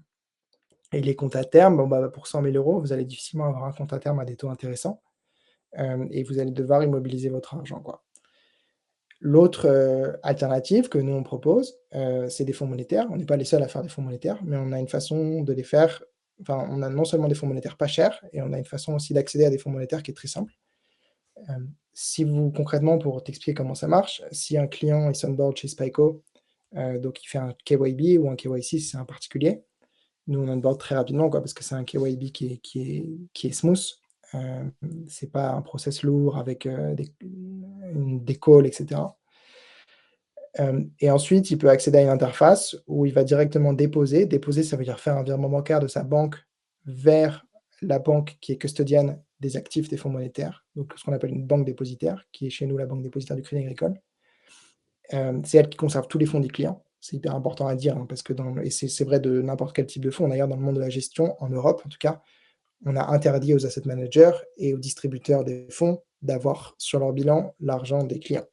Donc, nous, en tant que distributeur de fonds, on fait juste du passage d'ordre, quoi, d'achat ou de rachat, de façon digitale, mais on n'a jamais le client qui vire son argent chez nous, quoi, concrètement.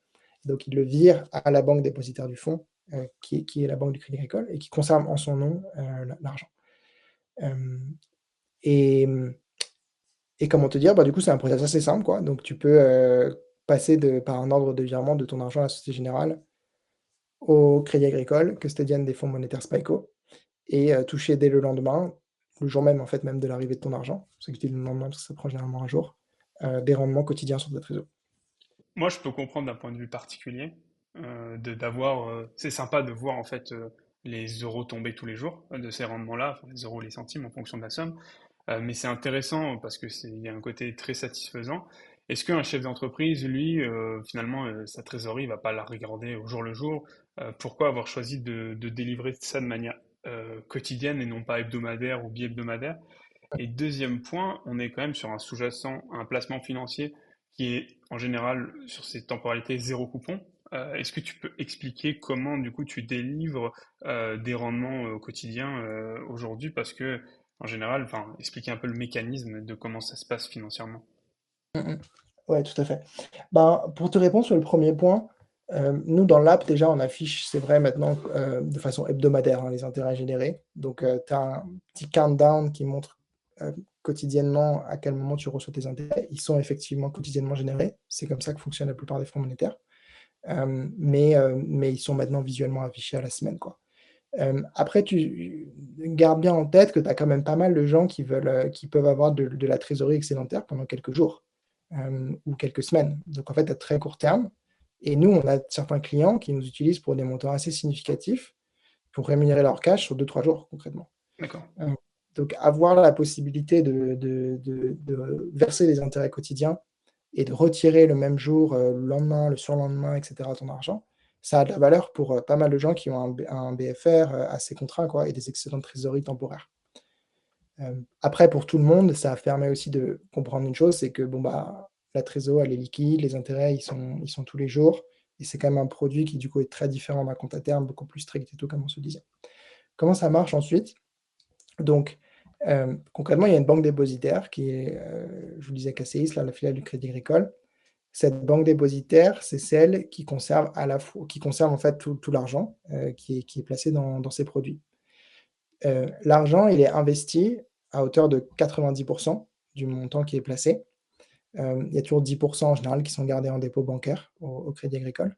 À 90 il est investi dans des bons du trésor et donc il achète il n'a pas le droit d'ailleurs même parce que la réglementation européenne oblige à avoir au moins 6 tranches, donc 6 bons du trésor minimum différents dans un fonds. Il ne pourrait pas tout mettre dans un seul bon du trésor. Donc il en achète au moins 6. Nous, on publie tous les jours la composition complète sur le site, donc vous pouvez la regarder. En euros, aujourd'hui, on a beaucoup plus que 6 lignes. C'est des bons du trésor en ce qui nous concerne de l'État français et de l'État allemand. Et il y en a une petite dizaine, quoi, concrètement, peut-être un peu plus même aujourd'hui. Et on ira voir, tiens, après. Et ces bons du trésor, c'est effectivement des zéro coupons. Donc un zéro coupon, qu'est-ce que ça veut dire? C'est une obligation qui verse pas d'intérêt de façon à une fréquence définie, quoi. Donc concrètement, elles sont émises avec un discount par rapport à leur valeur faciale, qui est le montant qui est remboursé à la maturité. Je suis l'État français, je veux émettre 100 à un mois. Donc je m'engage à rembourser 100 dans un mois. Je vais pas avoir, la façon dont ça va fonctionner, c'est que je vais emprunter, à l'instant donné où je vais émettre, moins de 100 et la différence entre 100 et le montant que je vais emprunter va être précisément les intérêts que je vais verser à l'échéance. Zéro D'accord. coupon parce qu'il y a aucun moment où l'État français rembourse des intérêts. Il emprunte juste en quelque sorte moins que ce qu'il rembourse à maturité. Donc j'en sais Donc, rien, il emprunte 98 à l'instant donné et dans un mois, il rend 100 et donc l'intérêt est la différence entre le montant qu'il a emprunté, et le montant qu'il rend, dans l'autre sens, quoi. Donc nous, on a plusieurs titres de ce type, quoi. Tous les bons du trésor, la plupart des bons du trésor, je dis tous parce que par précaution, je vais dire la plupart, quoi, mais quasiment tous les bons du trésor fonctionnent comme ça. Ce sont des zéro coupons ou des instruments hyper simples, quoi, concrètement à comprendre et à valoriser. Et comment nous, on est capable de générer des intérêts? Bah, c'est qu'en permanence, on a des bons qui arrivent à maturité et qui remboursent, la valeur et tous les jours, leur valeur de marché est calculée et en fait, bah, ils prennent de la valeur, tous les jours, quoi, au fur et à mesure qu'ils se rapprochent de leur échéance et ce, pour l'ensemble des bons d'un portefeuille et pour quand ils arrivent à maturité, on reçoit du cash, donc ça cristallise la plus-value et le montant est réinvesti. Donc constamment, le fonds réalloue tous les jours son portefeuille en réachetant des bons du trésor pour les bons du trésor qui sont arrivés à maturité et qui sont remboursés, payés par l'État et tous les jours, le fonds est valorisé. Cette valorisation, elle est faite par la banque dépositaire aussi, donc la filiale du Crédit Agricole dont on se parlait, à leur valeur de marché et donc évidemment, la valeur de marché augmente tous les jours un peu, au fur et à mesure qu'on se rapproche du moment où l'échéance arrive, où le montant est remboursé et c'est ça qui cristallise des intérêts tous les jours. Pourquoi c'est liquide? Peut-être pour te répondre aussi, la liquidité, elle vient pas que du 10 qu'on garde en dépôt bancaire, comme je te disais.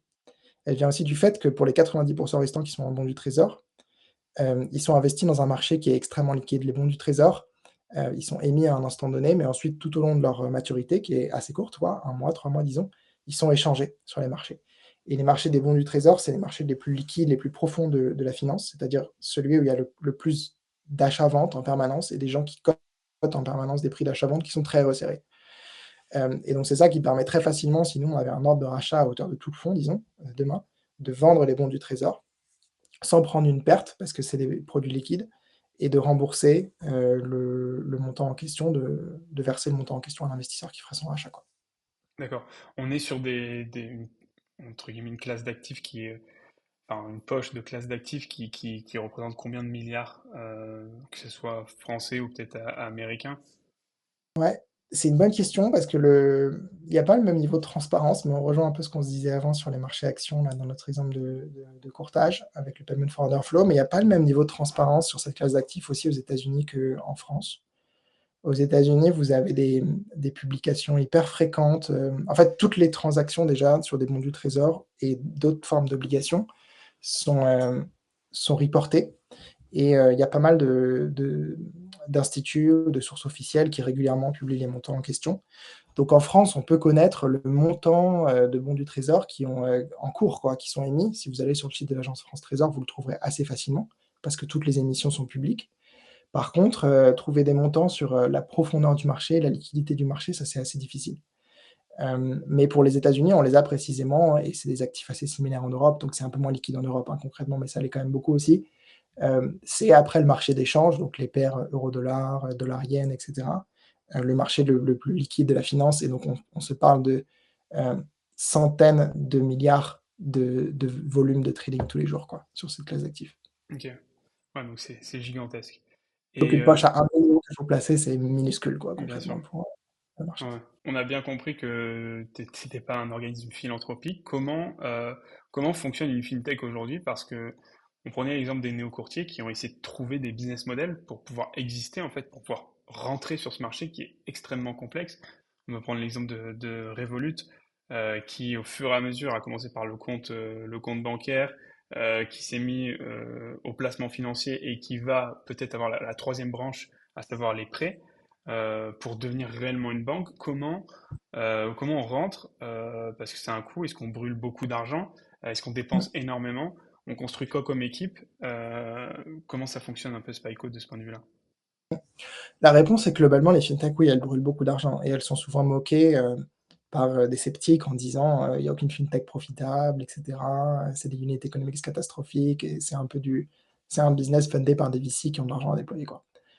Je pense qu'on voit les limites de cet argumentaire qu'on a vu, qu'on a entendu assez, régulièrement ces dernières années avec, les résultats de Revolut, par exemple, en ce moment, avec les résultats d'une fintech, comme Nubank au Brésil, qui commencent à réaliser des profits et qui ont en fait des unit economics, des coûts d'acquisition notamment beaucoup plus faibles que, des structures financières traditionnelles et anciennes. Et je pense qu'elle est là la force des fintechs, elle est dans avoir un coût d'acquisition qui est, dérisoire souvent par rapport aux infrastructures legacy, aux entreprises legacy, et nous, c'est aussi beaucoup sur ça qu'on joue, quoi. Concrètement, sur notre produit en euros, à l'heure actuelle, on gagne pas d'argent, parce qu'il est vraiment pricé at cost, quoi. On rémunère juste la banque dépositaire pour les services qu'elle fournit de valorisation quotidienne et de custody des actifs. Le taux est à Heu, combien aujourd'hui? il est à donc c'est il y a pas de frais d'entrée et de sortie, il y a pas de frais de garde et il y a 10 bips, donc ça veut dire 0,1 de, frais de gestion sur l'encours. Donc vous prenez l'encours, il y a 0,1 en fait de cet encours qui sert à rémunérer chaque année la banque dépositaire, et la façon dont ça fonctionne, c'est que tous les jours sur les intérêts qui sont versés, ce 0,1 est proratisé et prélevé sur les intérêts. Donc vous avez toujours des intérêts nets de frais, et il y a une sorte de provision quotidienne, pour, ce montant qui sert à payer la banque. Sur le fonds dollar, comme, le les taux sont significativement plus élevés en dollars et que les produits sont aussi moins accessibles, on gagne un peu plus parce que là, comment on gagne un peu d'argent là-dessus? Parce que le frais récurrent qu'on prélève est pas de 0,1 mais de 0,4. Donc, on a de l'argent pour se rémunérer au-delà de ce que la banque dépositaire coûte. C'est assez faible, hein, pour avoir, 1 000 000 d'ARR, il faut 1 milliard, quoi, concrètement, à 0,1 par exemple de revenus sur une structure comme ça. Mais c'est des effets d'échelle, quoi, qui peuvent être très importants, et c'est des coûts d'acquisition qui peuvent être aussi beaucoup plus faibles qu'une banque, et on pourra ensuite, nous aussi, demain, développer d'autres services. Je pense que toutes les fintechs se sont développées comme ça, en commençant sur un marché très niche, très spécifique, avec un besoin très spécifique, et ensuite construisent d'autres services dessus et upsell sur d'autres instruments. Heu, Ouais, Nous, exactement. concrètement, demain, on pourra faire du placement de trésorerie avec, plus sophistiqué que ce qu'on le fait aujourd'hui, et on offre juste un produit basique. On pourrait avoir des produits où on va chercher un peu de risque de crédit, un peu de risque de duration pour des gens qui sont prêts à le prendre sur une portion de leur trésorerie en contrepartie d'être mieux rémunérés. C'est ce qu'on disait tout à l'heure sur les trésors comme les GAFAM, par exemple.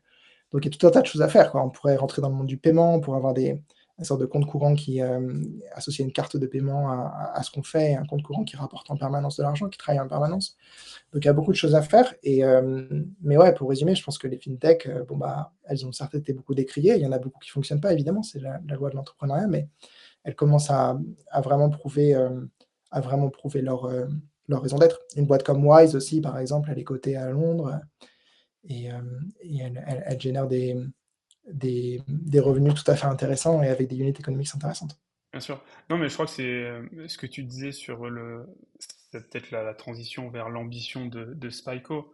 Mais en fait, finalement, tu as toute la verticale du tiroir de trésorerie que tu peux exploiter peut-être demain. C'est-à-dire qu'aujourd'hui, tu commences par la tranche supérieure, à savoir le très court terme, le 0,3 ans. mais demain, ces clients-là, ils vont maturer et ils auront peut-être des besoins de trésorerie à 5, 7 ans. Et là-dessus, tu vas pouvoir aller proposer des placements qui seront des actions ou autres types, mais beaucoup plus dynamiques et tu peux remonter ce tiroir de trésorerie, euh, enfin, du moins le descendre avec beaucoup plus de risques. Donc oui, je pense que là-dessus, il y a pas trop de barrières. Vous, vous avez sorti 2 produits aujourd'hui. Euh, vous avez quoi comme ambition pour les prochains mois? On a envie d'en sortir d'autres dans l'esprit de ce que tu disais, donc compléter, les produits qu'on a actuellement dans une logique de placement de trésorerie, heu, toujours quand même à court terme dans cet objectif de trésor, tu vois? Donc des produits d'équivalent cash ou des produits obligataires à assez courte duration.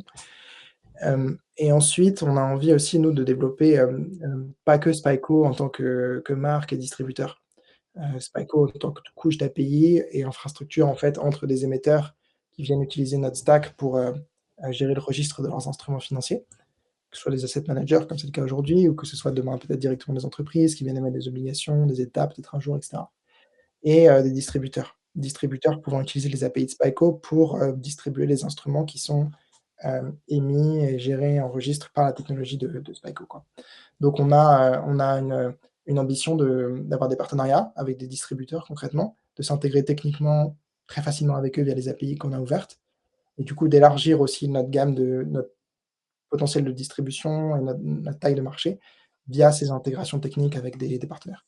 Qu'est-ce que tu dirais à quelqu'un qui est sceptique, par exemple, aujourd'hui, sur le rapport de force de l'Europe, à savoir en termes de puissance économique, sur sa capacité justement à pouvoir créer des entreprises comme la tienne, qui vont rayonner enfin, dans un secteur comme la finance, pour leur faire croire que non, enfin pour leur donner la conviction que il y a un réel potentiel pour créer des institutions et des entreprises qui soient solides demain. Je pense qu'en fintech, honnêtement, on n'a vraiment pas du tout à rougir en Europe de ce qu'on a réussi à faire ces dernières années. Revolut, Wise, Trade Republic, Klarna, tout ça, c'est des boîtes européennes. Adyen dans les paiements. Probablement, je pense qu'en fintech, l'Europe est un des vraiment tout meilleurs marchés du monde et peut-être m'aventurer un peu loin, mais oui, comparable avec les États-Unis. Bon, ils ont eu PayPal et cetera. Il y a des sociétés c'était peut-être un peu plus early aux États-Unis, mais je pense que c'est très sérieux en Europe sur le marché fintech. Hem, là où on a plus de mal, où on est beaucoup plus c'est sur les grosses infrastructures technologiques, quoi, les grosses entreprises de l'internet évidemment, où les États-Unis ont beaucoup plus la main dessus. Mais côté fintech, franchement optimiste. Donc ça montre quand même que malgré, ce qu'on entend souvent, hein, qui est que l'Europe et ce qui est vrai, qui est un monde extrêmement réglementé, probablement surréglementé dans pas mal de secteurs, on arrive quand même à créer des belles entreprises dans des secteurs qui le sont, quoi, comme la finance. Ok, bah écoute, merci beaucoup Pas mal Paul positif. Adrien. Je t'en prie, merci beaucoup.